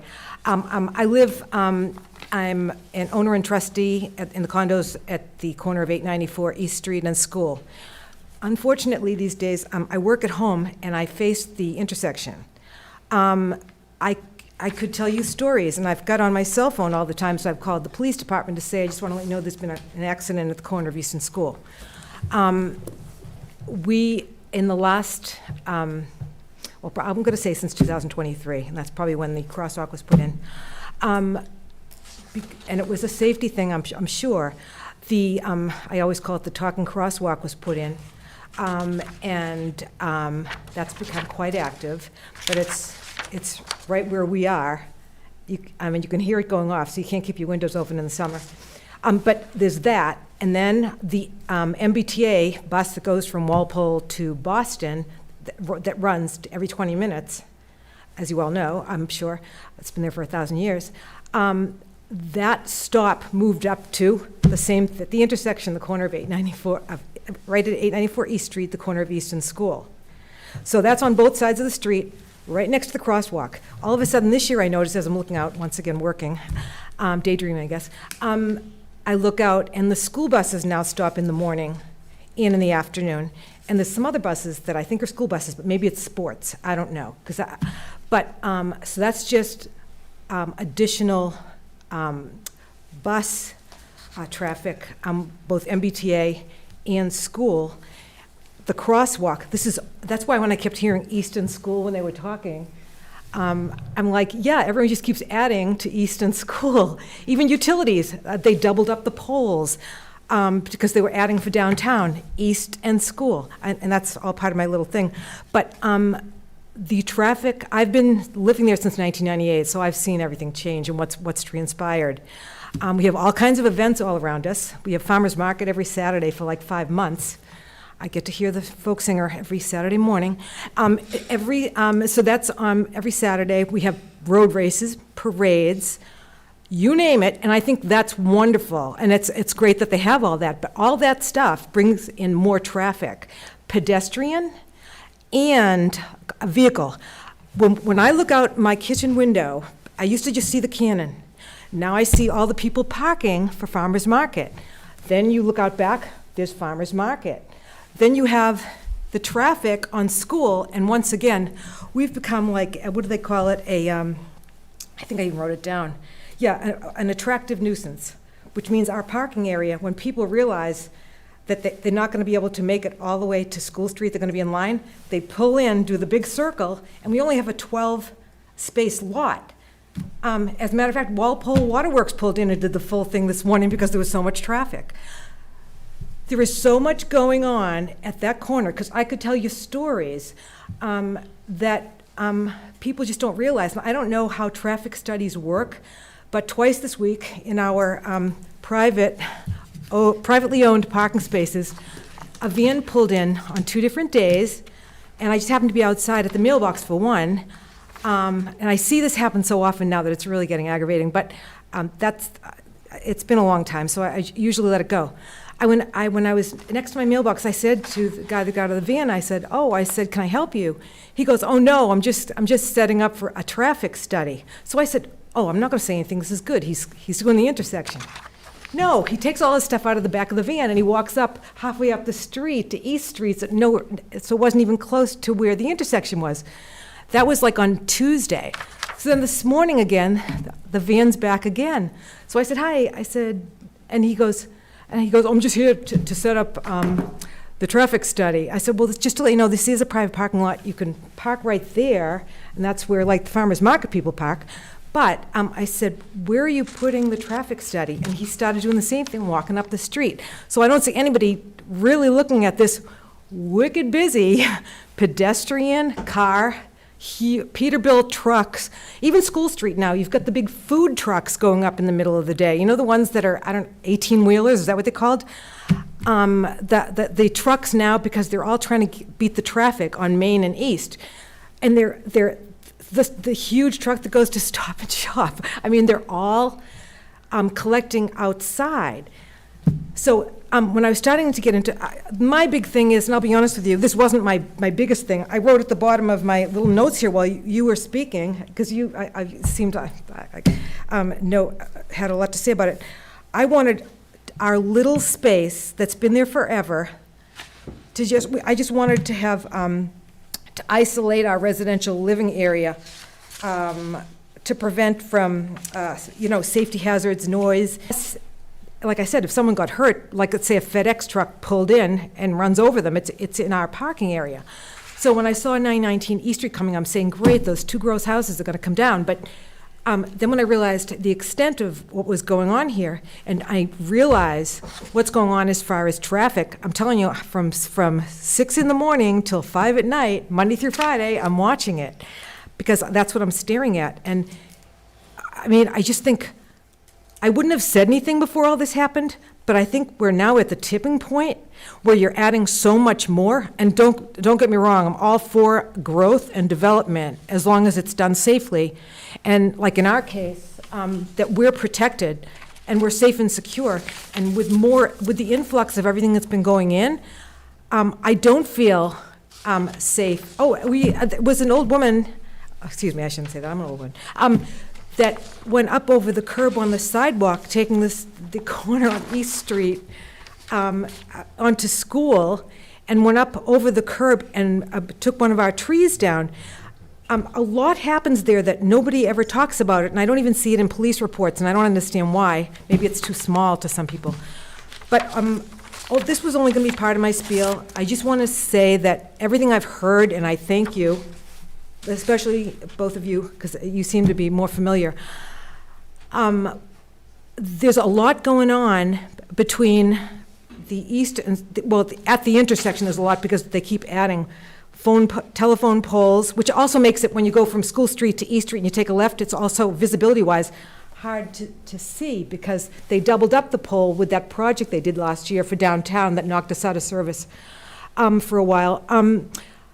And there's 2 poles like that right there. Like I said, the 2 buses across from each other, MBTA, school buses, pedestrian, I mean, the talking pedestrian crosswalk, and there's just so much more. And I did write about a lot of it, and I don't want to take up anybody else's time as far as the traffic portion of my little thing, but there's a lot going on. It is a high-activity junction right in front of us, and it's nonstop from early in the morning. And sometimes early in the morning, people are and everybody wants to beep. They'll beep at the intersection.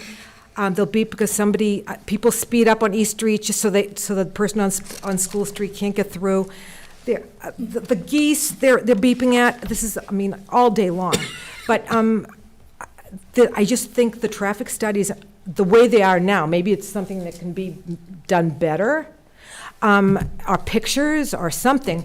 And also, they have to catch every event. We have, and which I think is wonderful, all kinds of events that are going on in downtown, and they're encouraged. Isn't that why they put the bridge in? Everybody bring all the small business and bring everything that you can to downtown Walpole.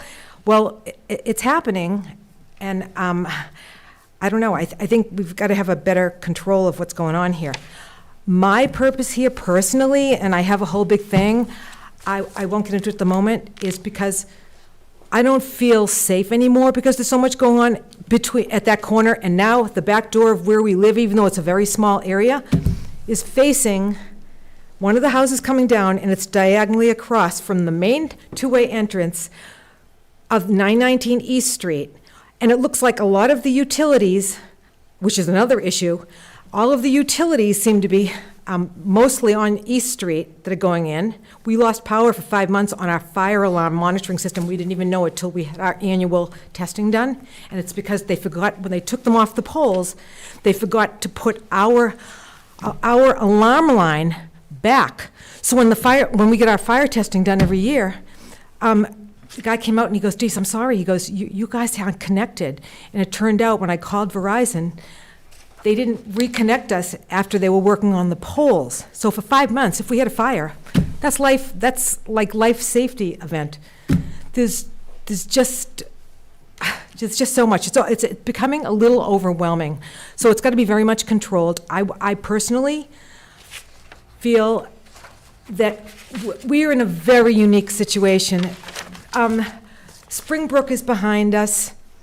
And then the Springbrook parking, I'll call it, but it's still part of Springbrook, is to another side of us. Then there's School Street at the intersection. Then there's Route 27, a state route, East Street, and we're abutted by no residents. It's all like, and that's why we're forgotten a lot. We're not included. We never know when something's going to happen. It just appears. And I get it. We don't look like a residence. And on the outside, we do on the inside. But traffic, since you mentioned it, a lot more has to be done to see how to handle that, I think, for everyone's safety. And for us also with the traffic, and I did want to mention this, and maybe I'll do it right now. Our building has been there for 100 years. Even though we were gutted out, the building was gutted out in 1998, and it's all was made brand new inside. Our building, and I measured it, is 12 feet from the street, which means pre-construction, during construction, permanently, forever, we're going to be getting, that's another reason why the buffer, the emissions into the condos that are on the first level, emissions, pollution, debris, you name it, in a much more excessive way, because now, every time you add all this stuff, in our case, we're not a business, it's a residence, that's all going to, for perpetuity, it's just going to be collecting, and people are going to be inhaling everything that comes off the construction trucks, the additional vehicles that are going to be going by, you name it. And that was the main reason. I was getting anxiety just listening to this traffic thing, because I feel like I'm living it every day now. But originally, my hope and coming to you is for our safety, security, health, and everything else, to make sure that this developer did something about making sure we were protected with a permanent buffer just on the East Street, maybe the School Street side of our condo. We're very small, there's only 6 units.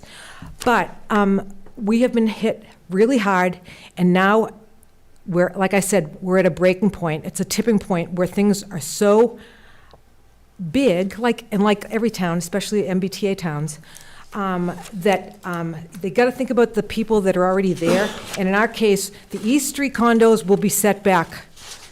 I was out there with a regular measuring tape that everybody uses for just basic household things. From foundation to street, that's how close we are. And there are people who's in this building on East Street that the windows are this high off the ground. So they're gonna be taking in all that debris, fumes, toxic stuff, anything that comes from construction stuff, or the trucks that go by, you name it. So I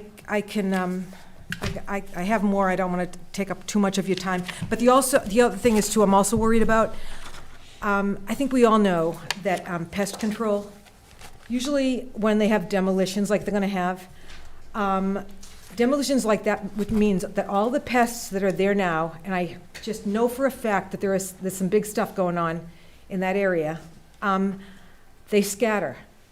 So, no, I know it says, because I read what was already in, on the town hall website, you know, what their plans are as far as the pests.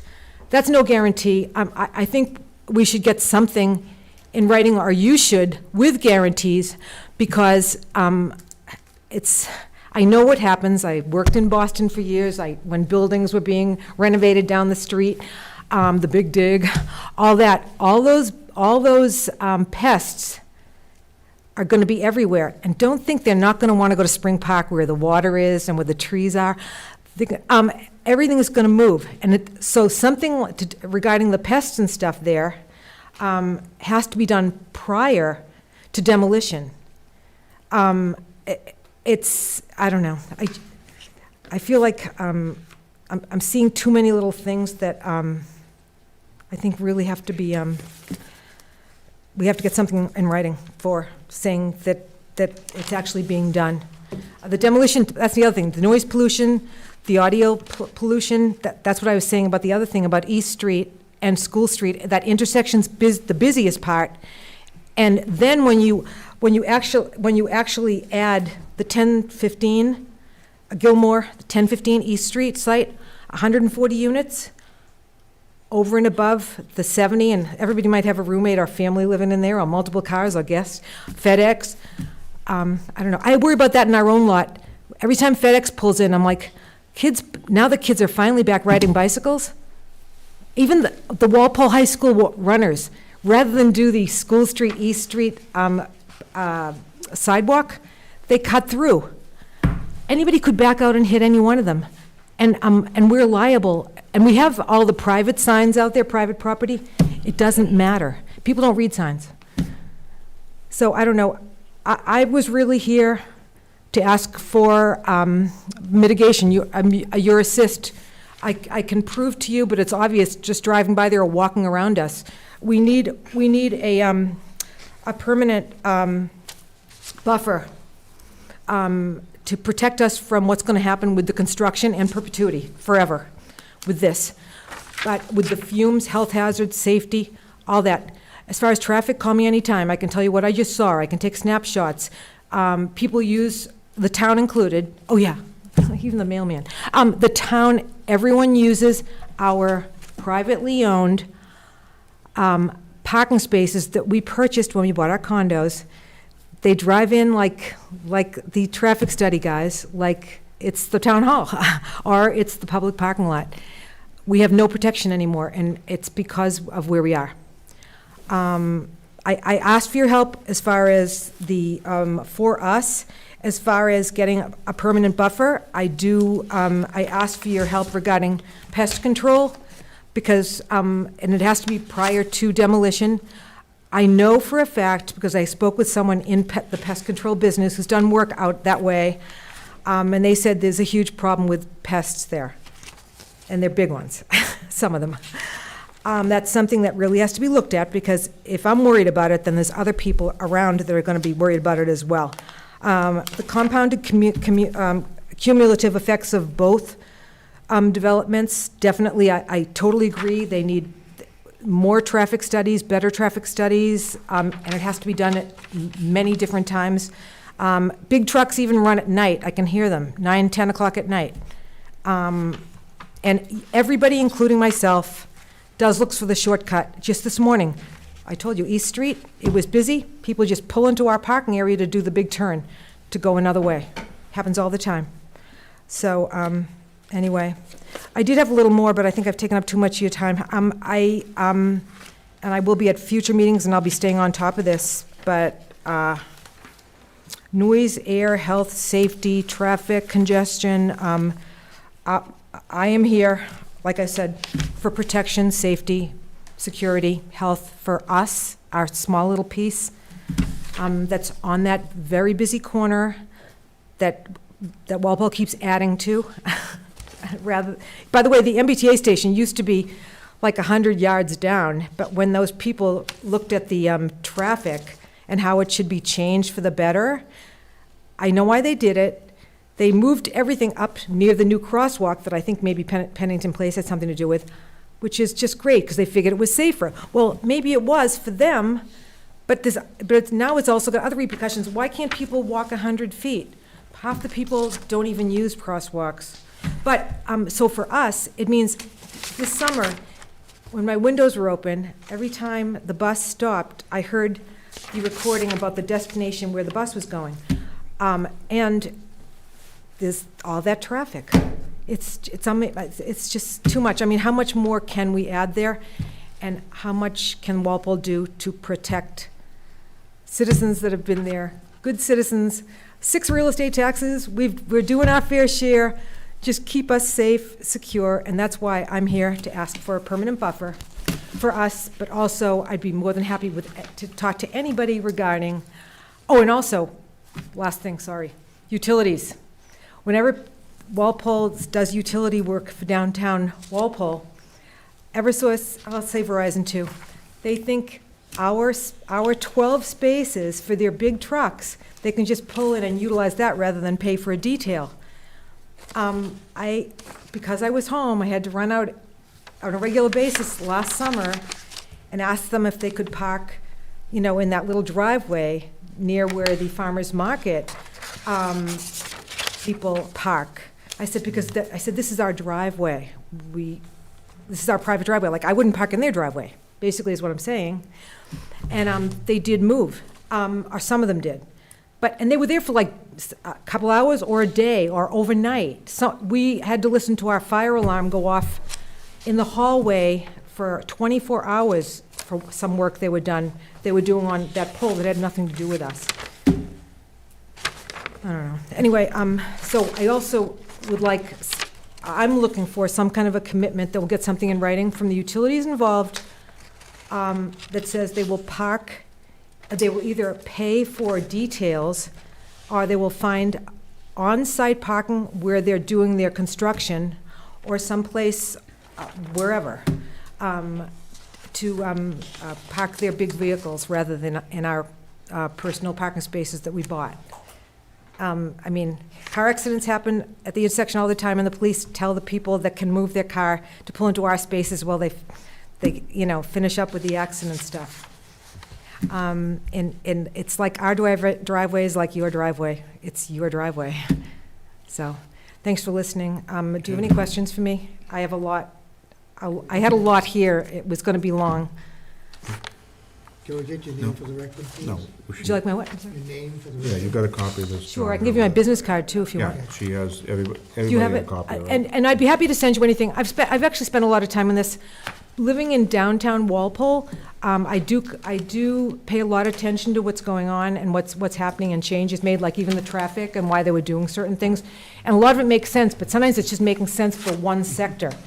You're forgetting about what's already, not you, what's already there. So all this stuff matters. So, what are you thinking? Okay? Now, all right, I'll address your stuff now so you know where everything's going, Oh, I would appreciate that. okay? Yeah. Well, first off is you heard the traffic, we've been covering that. As far as air quality, that's beyond what we do.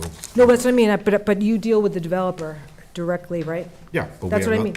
nothing to do with their air quality. Well, no, I'm just saying, as far as, like a mitigation, it's something that should happen. No, well, They're causing this.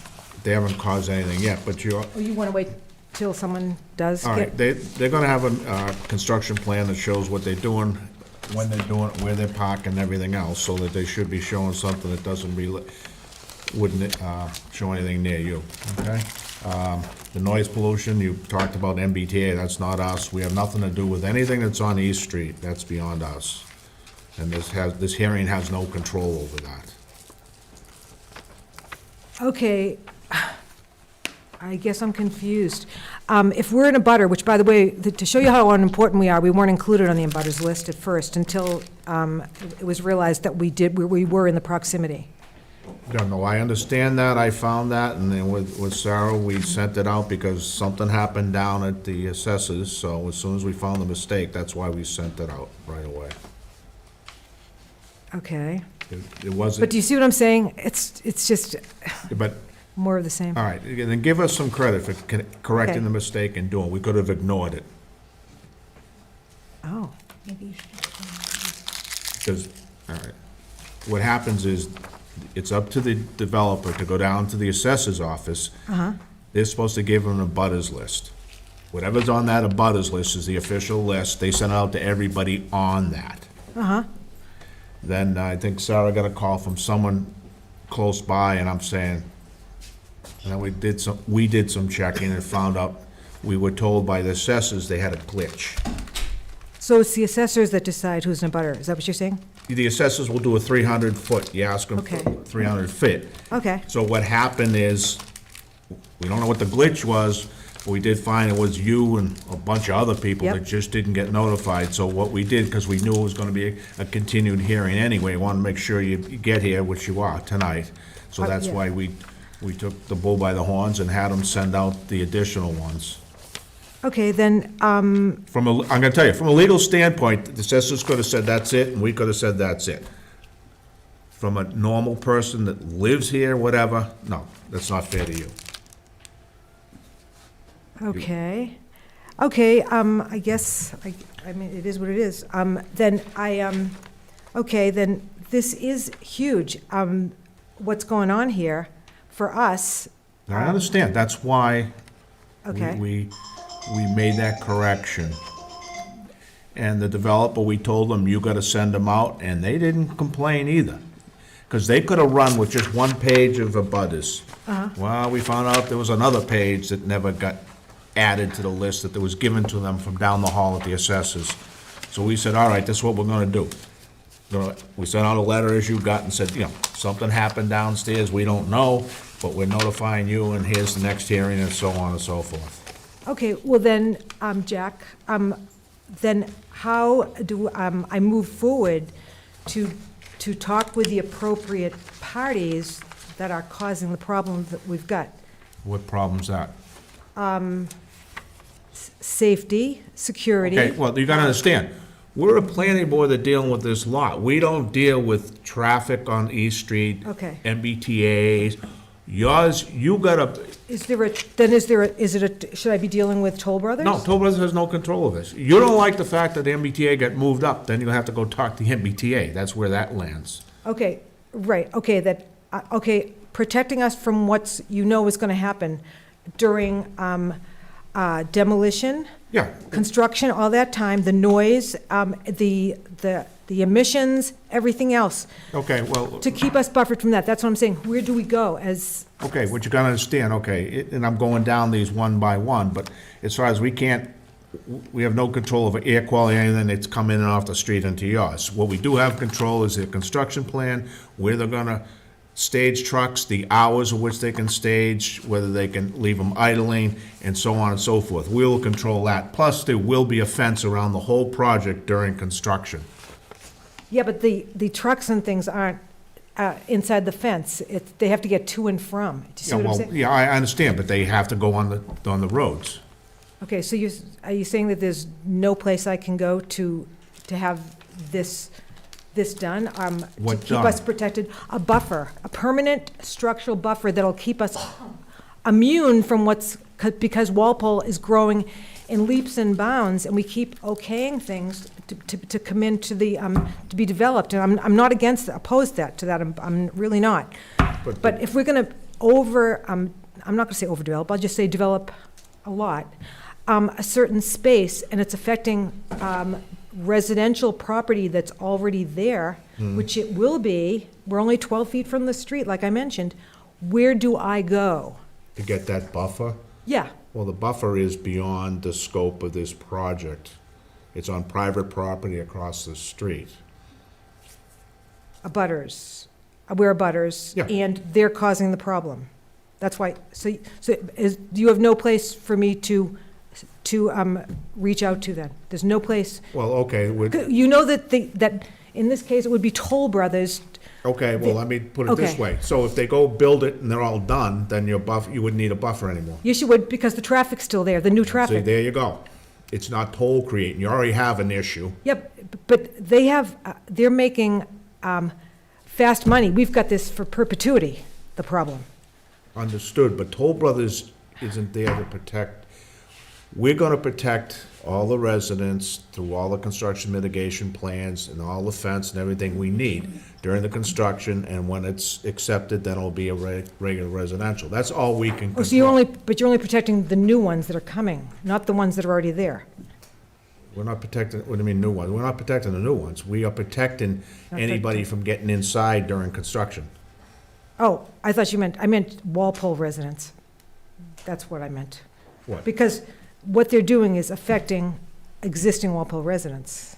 That's what I mean. This doesn't make sense. To me, sorry, it doesn't.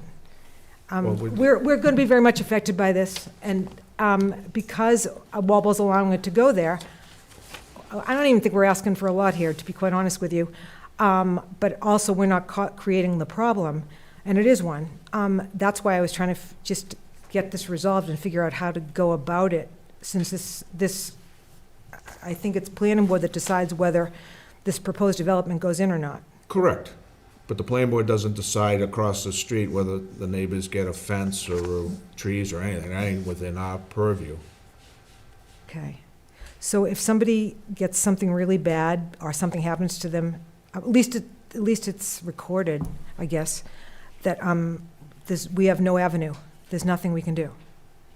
But, okay, I'll come down to brass tacks here. They're putting in 67 houses, so you're gonna say that those 67 are gonna be the cause and nothing else that's been going up, back No, and there's forth? also the 1015. They just happen to be the closest one. The 1015 East Street. That's 140. Yep. So the 210 right there and more people than that, because it's probably going to be more than one person in every Yeah, unit. but you already said you have an issue now.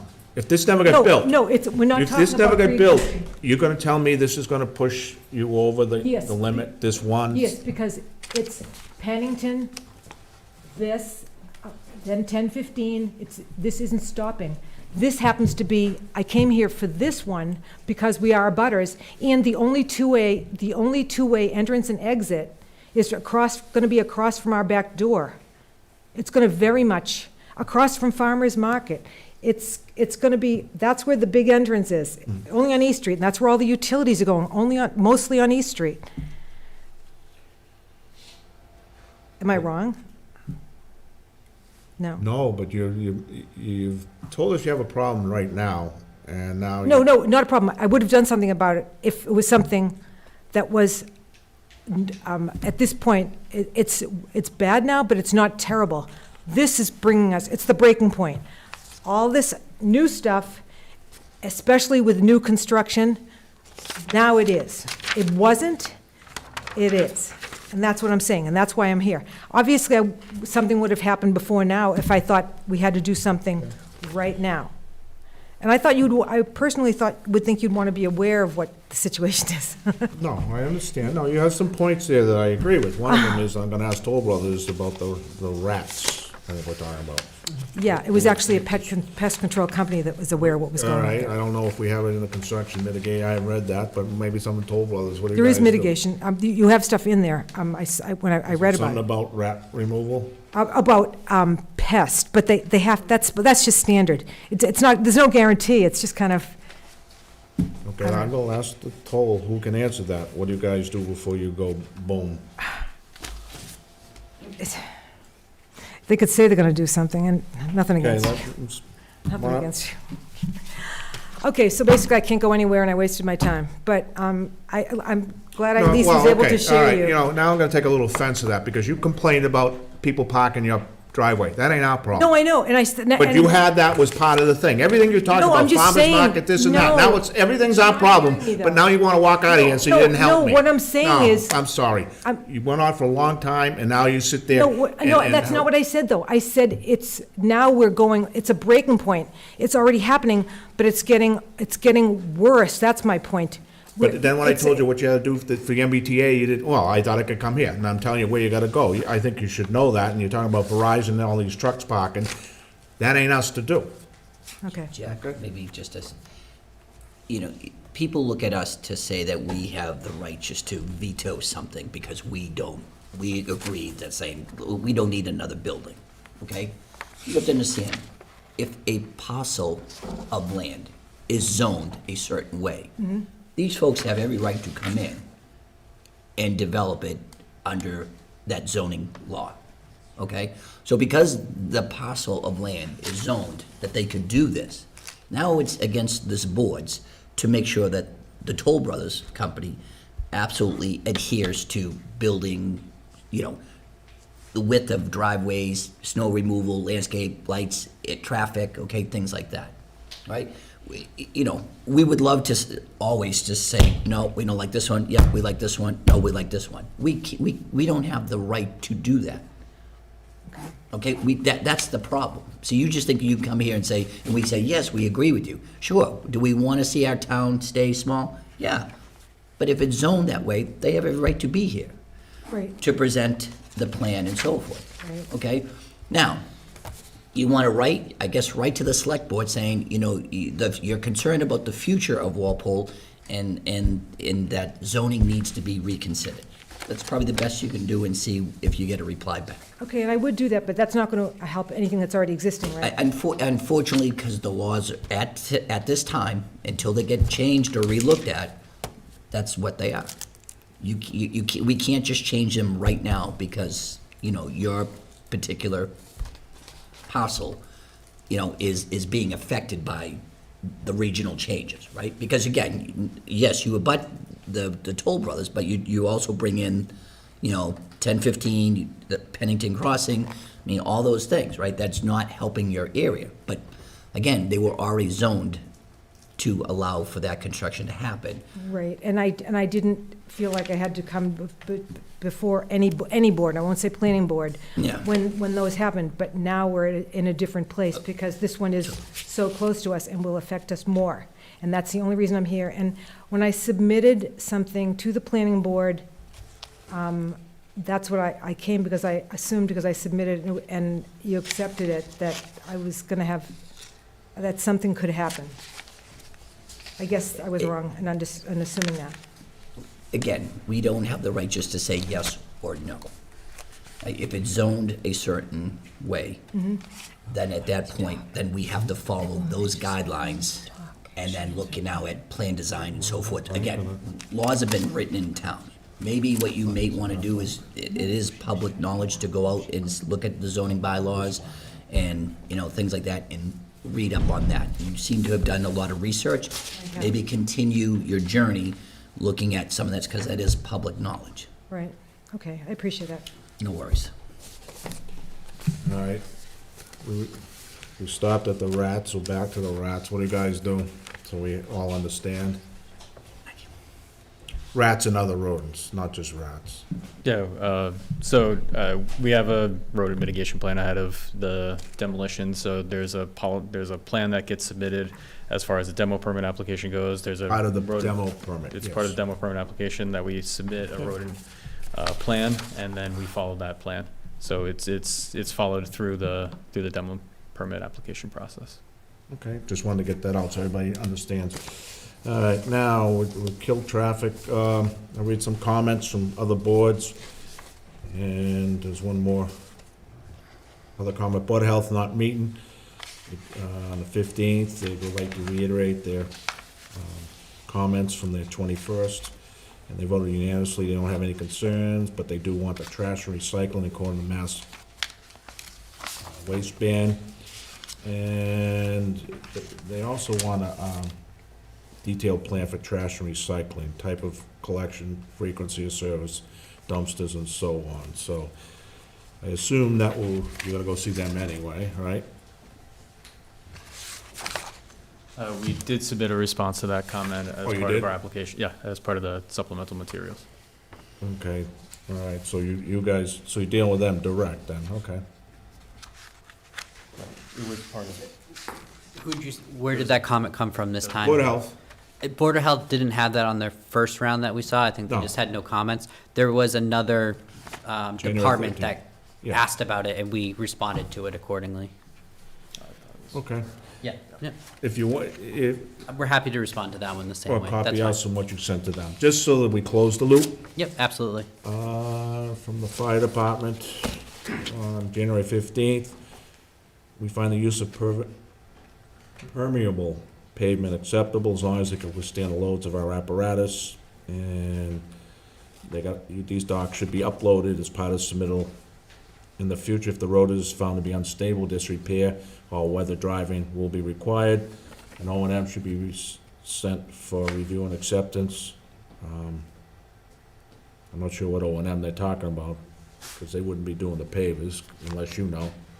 Yeah, we wanted to make sure that pervious pavement is dealt with a little bit differently than standard pavement. They wanted to make sure that it was addressed in our operation and maintenance plan for street Oh, in sweeping. okay, you're not sending them the operation man from the paving company?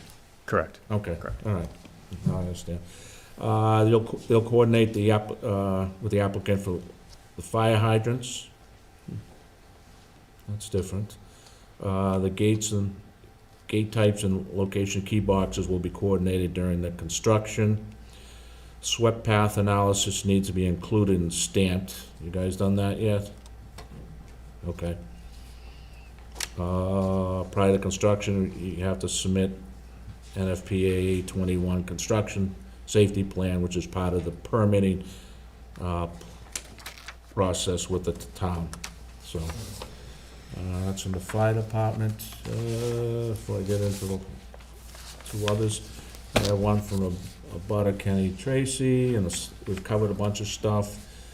He talked about why he didn't get notice on the first one. We explained what happened with the notice. He asked about the exit on the Main Street and East Street, the way it is, and we've covered that and the fact that that's the way, it's the only way it can work.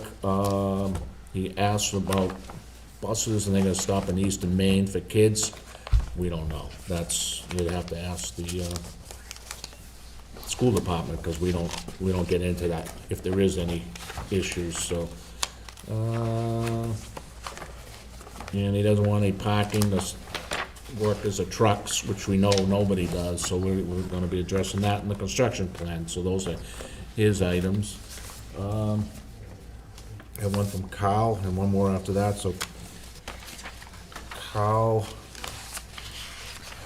Mr. Chair, yes, I did. your swan song, buddy boy. It is, I did deliver a memo to the board. It's dated today. It's a second review. Originally, we had about 80 comments. We're down to about 35 now, so that's pretty good. And out of those, a lot of things have already been addressed. I eliminated this section on general site concerns because they're either the applicant has agreed that they will address them, or they're have been addressed already. I brought forward the off-site concerns, comments 7 and 8, about milling and paving East Street. These roads are under moratorium and whatnot. The applicant has acknowledged that, and that was going to have to be worked out with the selectmen. I point out that the sidewalk and curb work in front of the site is part of the site work. It's not part of any mitigation package.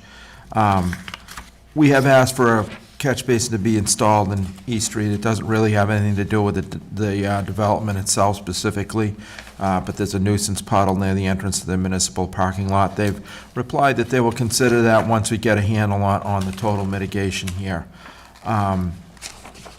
We note the intersection of School and East needs to be analyzed. Everybody in the world made that comment, and it was the subject of quite a bit of discussion just now. They've agreed to do that. And I kept the comments forward about the street names. They acknowledge that and have said that they have submitted those street names as well as alternatives to the fire department.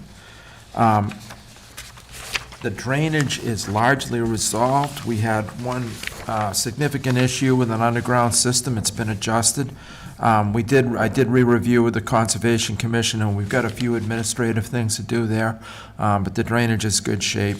The sewer and water is also in good shape, although there is a bit of a lingering issue about whether we're going to have injector pumps in the basements of some of the units. We hopefully will be able to get to the bottom of that. The town desires for as many of them to be served by gravity, fully served by gravity as possible, but we recognize that some of them probably will not. Beyond that, there were a couple of things that were missed, a few notes that we wanted added in there. There are some comments on resubmitted information on inverts and rims on some of the diagrams in here, basically edit type comments. One of the lingering issues, and it ties into the traffic peer review, although no one's mentioned it tonight. I'm very concerned about the sight distance at the driveway, so I've continued comments on that to make sure that sight distance is paramount, and that walls and bushes and things like that are moved out of the way so we have a clear sight line, particularly on East Main Street. There should never be a sacrifice of sight distance to site amenities. Other than that, there is still, some detail to be taken care of, and, and details to be added or adjusted on the plans. But if anyone has any questions on that, we usually don't go into all that much detail on that. I'd be glad to answer them. Okay. And that's it. Let me clap it. Wait till we find out all the big bombs later. Big holes. Okay, and I have one other comment. It's from Pat Duchesne. There's two. I assume you're going with the latest, Pat? You have a comment? Just, be the one from the 15th. Okay. All right, I actually have two copies. Okay. All right, you want to address it?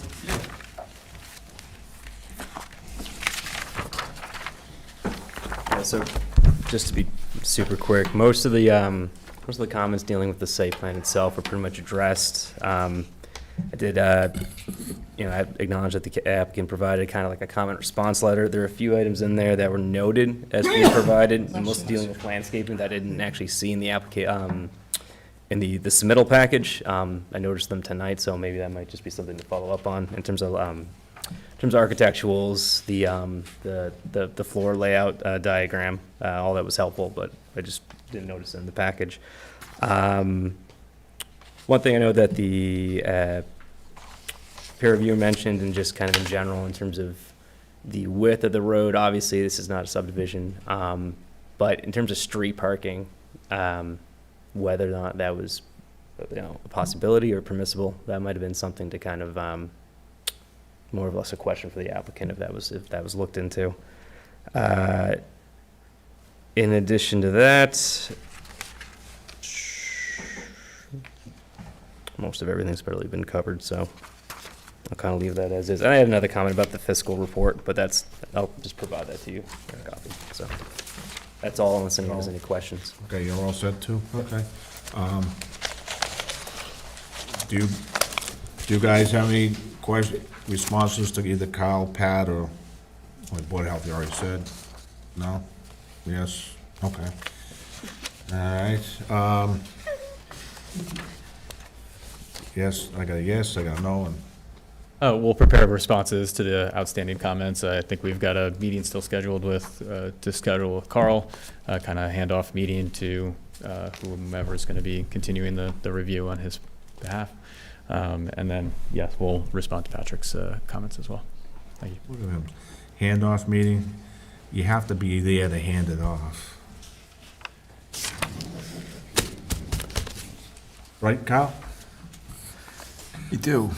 You're welcome to Okay. do a head count, Mr. All Chairman. right, before I turn it, the board, any questions since, well, traffic, start with John O'Leary, you got any issues now?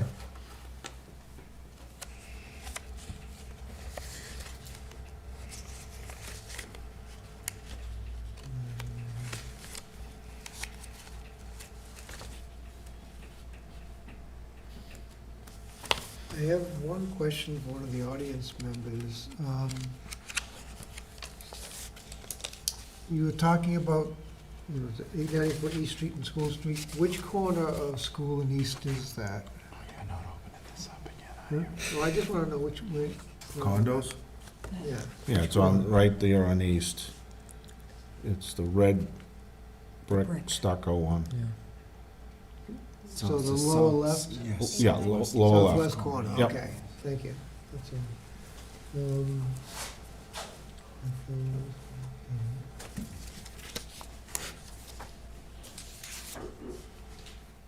No, I have no other questions at this time. Okay. John? Nothing. Katie? I said more than enough. No, you didn't. Paul? I'm good. Okay. I'm set for now. Anybody from the audience, questions, comments? If you do, come on up. That'd be it. All right, so it looks like it's a wrap for tonight. Homework, boys. All right, can you do it in your 3 weeks? You're gonna go the second week of February. Do we request the continuance to the 5th? The what? To the 5th? Well, how we, so for That's the one. extension. Oh, the end of January. All right, can we have extension to the end of February? Yes. All right. Could I request the extension to the end of February? Yeah. February, you wanna go the 29th? Uh, We've had people request things like the 31st that didn't exist, so, okay, you want the, okay, we'll make a motion to grant an extension up through February 28th, 2026. I need a second. Second. Second from, give it to John, this one. All those in favor? Aye. And 7:10? Yeah, I'm sorry, 7:10 on the 5th. on the 5th? Thank you. Just so you understand, is we keep them like that because we get too many times that people would bail on us. So we'll be sitting here like for 45 minutes going, so you know that, whatever's in front of you, so, Yep, understood. okay? Thank you. All right, so we'll see you on the 5th. Appreciate your time this evening. Thank you. Thank you. All right, moving on. Take them in order, Alsarabi bond. I have a bond fee. Oh, yeah, which one?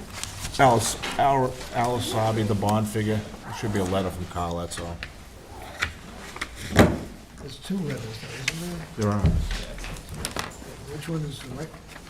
The second one.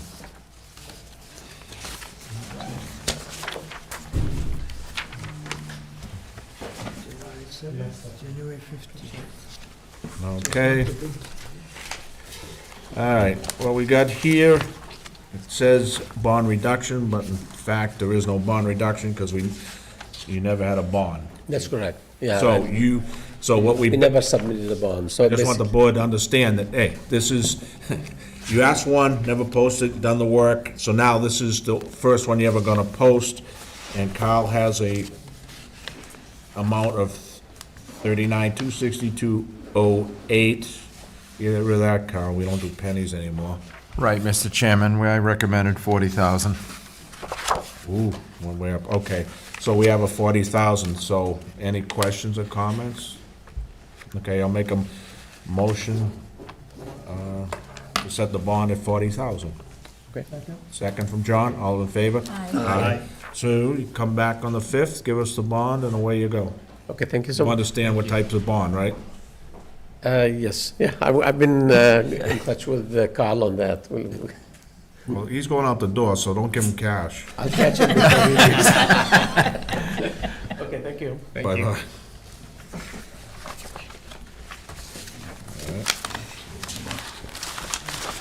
right, next one, county. Does anyone want candy? It's been a long night. Help yourselves. You can just pass them. You can just pass them, we got the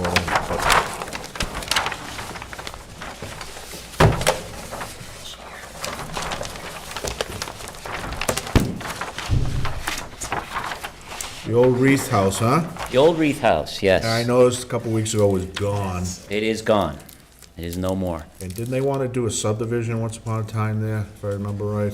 No, we carved it, the Wreaths own all of Pine Brook, right? Okay. So we carved out their property so that it could someday be chopped in two, and they never did it. And here we are, 30 years later, chopping it in two. The rural zone, no sewer, so you need 80,000 square feet. Both lots have more than that, 200 feet of frontage. Okay, I don't know if everybody knows where this is, but, Is that the old White House? yeah. It was a white, Yeah. really, really old. It was an old house, yeah. Yeah, There was a little barn there. Yep.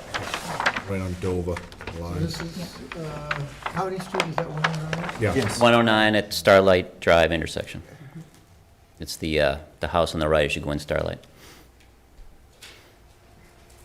A lot of Walpole you can't get to without going out of town. Yeah, but you're in Dover. It's South Dover. Here's Apple Tree Lane, for comparison. Apple trees right on the Further plan. down. It's down, okay, that way, Further okay, thank you, towards I just needed to get, Medfield. okay. I mean, Westwood. Okay, does anybody have any questions? We have the zone, we have the frontage. Well, does it have that? There's a table on the bottom center here that shows you everything. There's a table on the bottom. Outlines all the requirements and what's provided. 20B has frontage on Starlight Drive. 20A has frontage on County Street.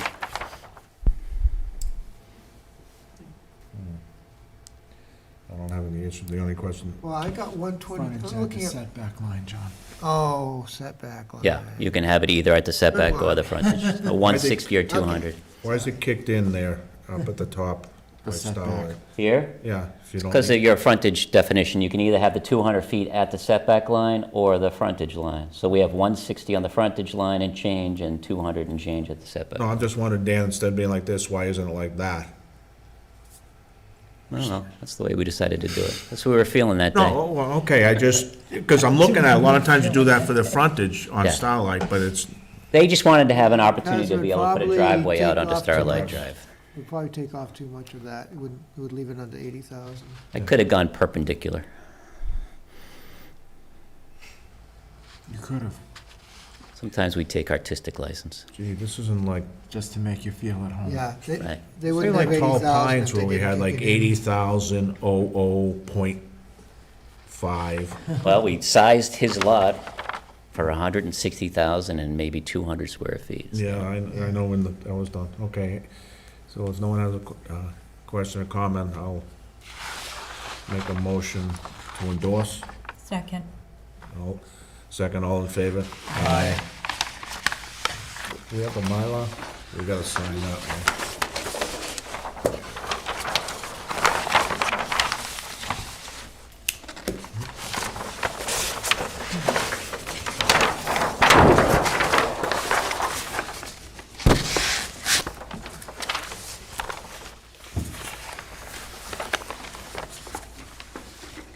Slide this under.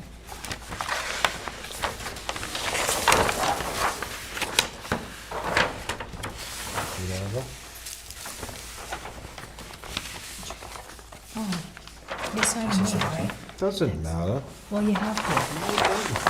Because that's what I thought. when You I can started sign, anybody can sign anywhere. I know, but I wasn't gonna do that. I signed, yeah. I screwed up. You did? I didn't want to sign the objects. All right, we got that down too. I screwed up. Here we go, Jack. That's the next one. Kings are there, okay?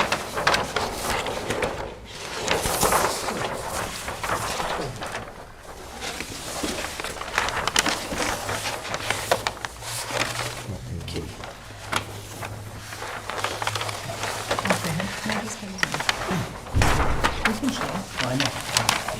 Oh, you wanted me to, Yeah, that's okay. I'm sorry. That's okay. I'm a little slow tonight. I did say I had a headache at the start, right? No, just sign on this one. Grab that one. This is for the next one. Oh, I see. You get the pen? Yeah, I'll give this. Oh, yeah. Get you 3 copies. I would have done that for you, Dan. Thanks, Paul. It's white glove service, but. All right. This is the new street. All right. We have in front of us an A&R. Off of East Street. I mean, off of Washington Street. Bird Middle School's over here. Well, the Walpole Middle School's over here. This street Oh, this is, they is just the built new it. street, yeah. You just built it? Yes. And there's already there's already houses up here. These are all the new houses. All right. And this was an existing house, correct? That wanted to, No, right here, yeah. the dark line. All right. Now, it's a little different than we've had in the past. You're asking for an A&R on a subdivision. And you're adding land to a subdivision, so, Well, we're not. well, no, was the land included in the original subdivision? Not, All right, so that's added to but it. it is not. And so, when we permitted this, three of you were here, Mr. and Mrs. Walsh sat right around there, scowled at me for a long time. They own this lot, that's theirs.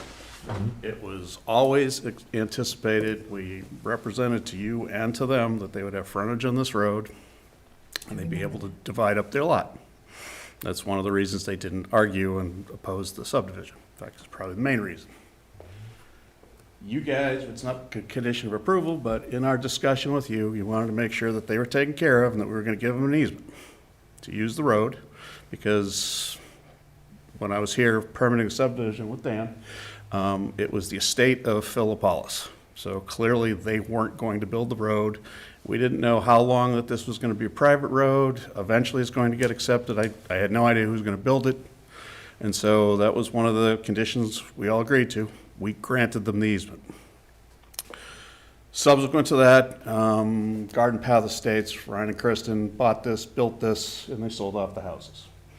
Each one of those houses has on their deed that they have taken subject to the easement granted to the Walshes, the owners of this land, for whoever owns this land to use this road for access and frontage. They're not part of the subdivision. They weren't then, they still aren't.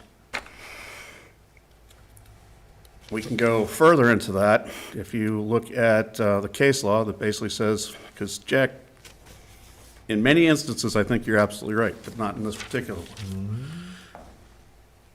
Basically, in 2008, the appeals court ruled on something very similar, and in that case, they actually said, no, you have to modify the subdivision, and here's why. And that was because the planning board, yourselves, in that particular case, put conditions on the subdivision saying you have allowed, in that particular case, 9 lots. You couldn't add land to it, you couldn't add access to it. Basically, they granted waivers, and it was not a road constructed, so it was a safety issue, it was access issue, traffic issue. In that particular case, they said you absolutely have to go back to the planning board, modify the subdivision, because you're changing something that is on the definitive plan on the certificate of action. Okay, that's not what happened here. And Dan's sitting here, so you can talk back through the engineering, but there were a few waivers granted, none of which have to do with the safety, trafficability, or construction of the road. So when this gets accepted, it's gonna be a regular road in the town of Walpole. for, just like North Street, East Street, whatever street we're talking about. So that doesn't apply. Mass general laws say, then the case further went, because it was a two-part case, so it actually really does track this. They had a piece of private land that had access to the subdivision, and they wanted to give them, the developers wanted to give an easement to that land, similar to what we had here. And the court once again said, no, you can't do that because they had already sold the lots, and you can't take away rights that you've given to somebody else.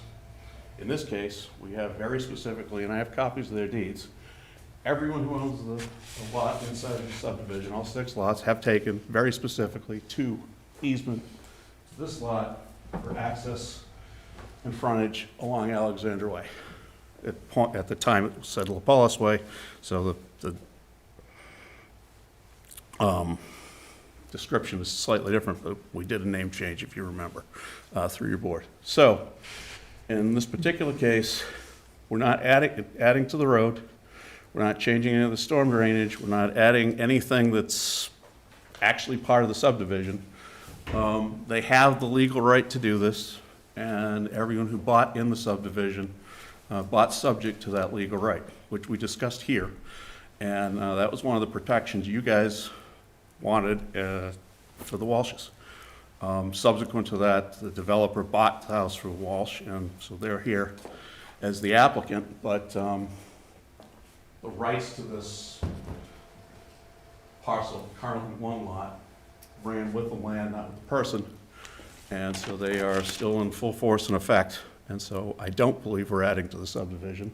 We are simply using an easement that was granted when the subdivision was created, and every lot in there is subject to. So we're not taking away anyone's rights, we're not doing anything that wasn't basically premeditated, and here we are. That's it for right now. I'm sure there'll be more. Okay. Well, when this came, I did a little digging, Phil, and one of the things is on this particular subdivision, you have 2 years to build it. Yeah. And they didn't complete it in the 2 years.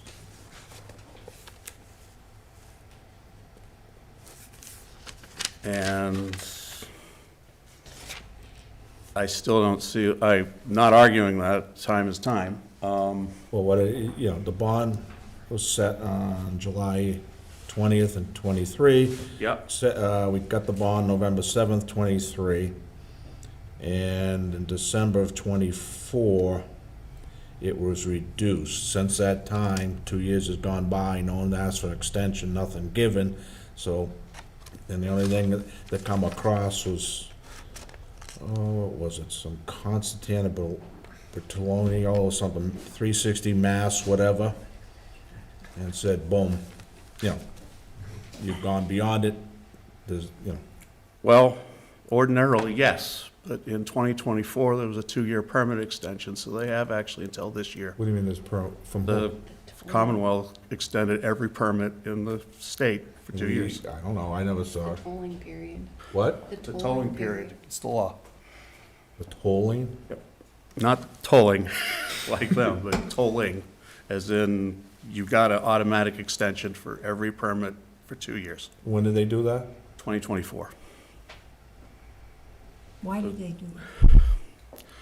They've done it a few times. They did it in COVID, they did it in 2010, 2012, when they think the economy's not maybe great. They've done it 3 or 4 times in the last 10 years. Statewide, that's all permits. All permits? Everything issued, yes. How'd you miss that? Suck, you kick your ass to the corner, son. I'd fire him. So, not that I don't believe you, Phil, but you know that? Yeah. You're trustworthy, Carl's not. But when I first said it to you, Phil, I got one of these, like, you pulled that out of the back pocket in a hurry. No, I knew. So why do we even bother? Father, doing any of this shit when the state comes in and says, have a 10 years. that's a totally different discussion. I don't think we should have on camera.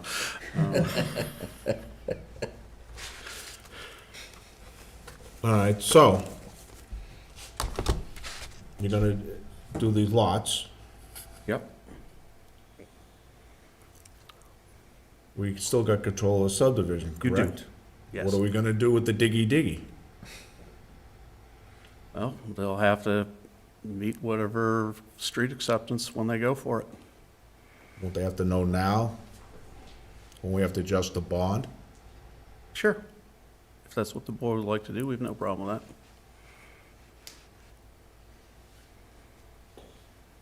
Do you know where the utilities are going? And that's my engineer. Well, there were two curb cuts here already for the existing house, and the curb cut was put in for this lot, because it was always the Walsh's intention Yeah, to build curb cuts are that. fine. I'm talking, There were utilities put in for this lot. There's, Carl and I need to talk about utilities for one of these two lots, so there, all yeah. right. There might be a service issue with one of the lots that we would have to deal with in the bond. All right, from my understanding, I'll throw the background to this. I understand you guys didn't want to get this accepted from the town because there's some battle going on with people. Why wouldn't you just get this, put it on? Why didn't we go through and put it on and have it accepted? It's a newly paved road, 5-year moratorium. Yeah, so that's where I'm going. You're not going out on the road at all. If we cannot go on the road, that's our preference. We'll have to figure that out with engineering. So you don't know if you can go on the road or not. Well, we can now. But as you know, the 5-year moratorium is just a moratorium. If you want to go out on the road, you can go out on the road. They can't stop you. You just got to go curb to curb. Right, which is So why what would we'd you end thi- up doing anyways. That's my point. You think we're going to do less than what? It basically got to the point where we were rushing, trying to get to a point where maybe we could get to street acceptance. It didn't really come together in time. Carl wanted everything buttoned up well before town meeting, drop dead date, understandable. So we decided to go this, and we're gonna go for, I think, probably this year, to go for street acceptance, once we get the services ironed out. Everything's done. Since it's still under subdivision control, you agree to that, right? Yes. The road. Okay, so you're going to have to come back with a plan, what you're going to do for the road utilities, right? We can come back for a modification, sure, for the utilities, if we decide that we need to go out into the street. Yeah, well, anything you're going to wreck, you're going to have to fix. So. Understood, yeah. Yes. So what do you think, Kyle, from Washington all the way to the bubble? That's a good question. We can call Kyle from Florida. He'll be on their boat. Say, nah, you don't need to do that. Boat named Wall Street. Believe me, if I saw that. But I can't say it because people arrest me when I ever say if he was on a Wall Street boat. Oh, you mean Wall Street, New York? No. Not my buddy Lou. All right. Different. Too bad, the road's done, it's in good shape, paved out pretty well, you know, Mm. but you can't, you're not gonna be independently serve those lots, I think nothing else messes it up, the electric will. Yeah, I'll have to think about the electric. Where's the electric? The other side? Yeah. Of course. Yeah, why would you put it on that side? Make no sense. So there wasn't a drop for the Walsh lot, and for the electric, They have overhead into the and they Walsh have property. overhead into the Walsh property. Yeah. So I don't know if we know the answer to that, and I don't think there's two sewer and water for each lot. There's I two sewers, I think, 2 waters, there aren't 3. So right, so you're gonna have to go out and get another set of services, because there won't be any, there's not gonna be any break about serving one lot off of, on sharing services, they won't go for that. Right. So the only, yes, and we'll have to work this out, but the Walshes now get their water down through that right of way. But Sweet. it would be easier to go out into the road and do a mill and overlay. Is the overhead wires gone from the old lot? No. Why can't they use that? Oh, but they No, won't Electric, even, they could. but they won't let you do the new Even better, lots. there's a new pole down there somewhere that worked out just fine. They have poles that come down here that fed this house, so they're still there. So they may use that. Okay, well, anybody want to talk for another hour about this? No. Paul, I got nothing to do, what about you? I think we should bring that lady back. It backs our area. Sorry. Stop. Now, keep going, stop. I thought you said you Okay. weren't gonna say anything, you said enough tonight. How about a motion? Motion? Make it. You signed Make in a my motion. name, so you've taken over the whole deal. I make a motion to accept, No. no, endorse the ANR for Alexandra Way. Second. Second from John, all in favor? Aye. Opposed? Thank you. Then why you here, Phil, if it was that easy? Why is Dan here if it was that easy? Like to be prepared. Yeah, maybe someday I'll find out the The real. last time I showed up for, didn't show up for an easy plan, y'all know how that turned out. Oh, yeah. Oh, yeah. It's easier just to be here and extend, give you an extension. Oh, that was these people too, right? There's no date to it. Wasn't the same client? It was. Oh, so you might have been here on the, tonight? Gee, if I'd known that, would go another hour. Thank you very much. Bye, Phil. Bye, Dan.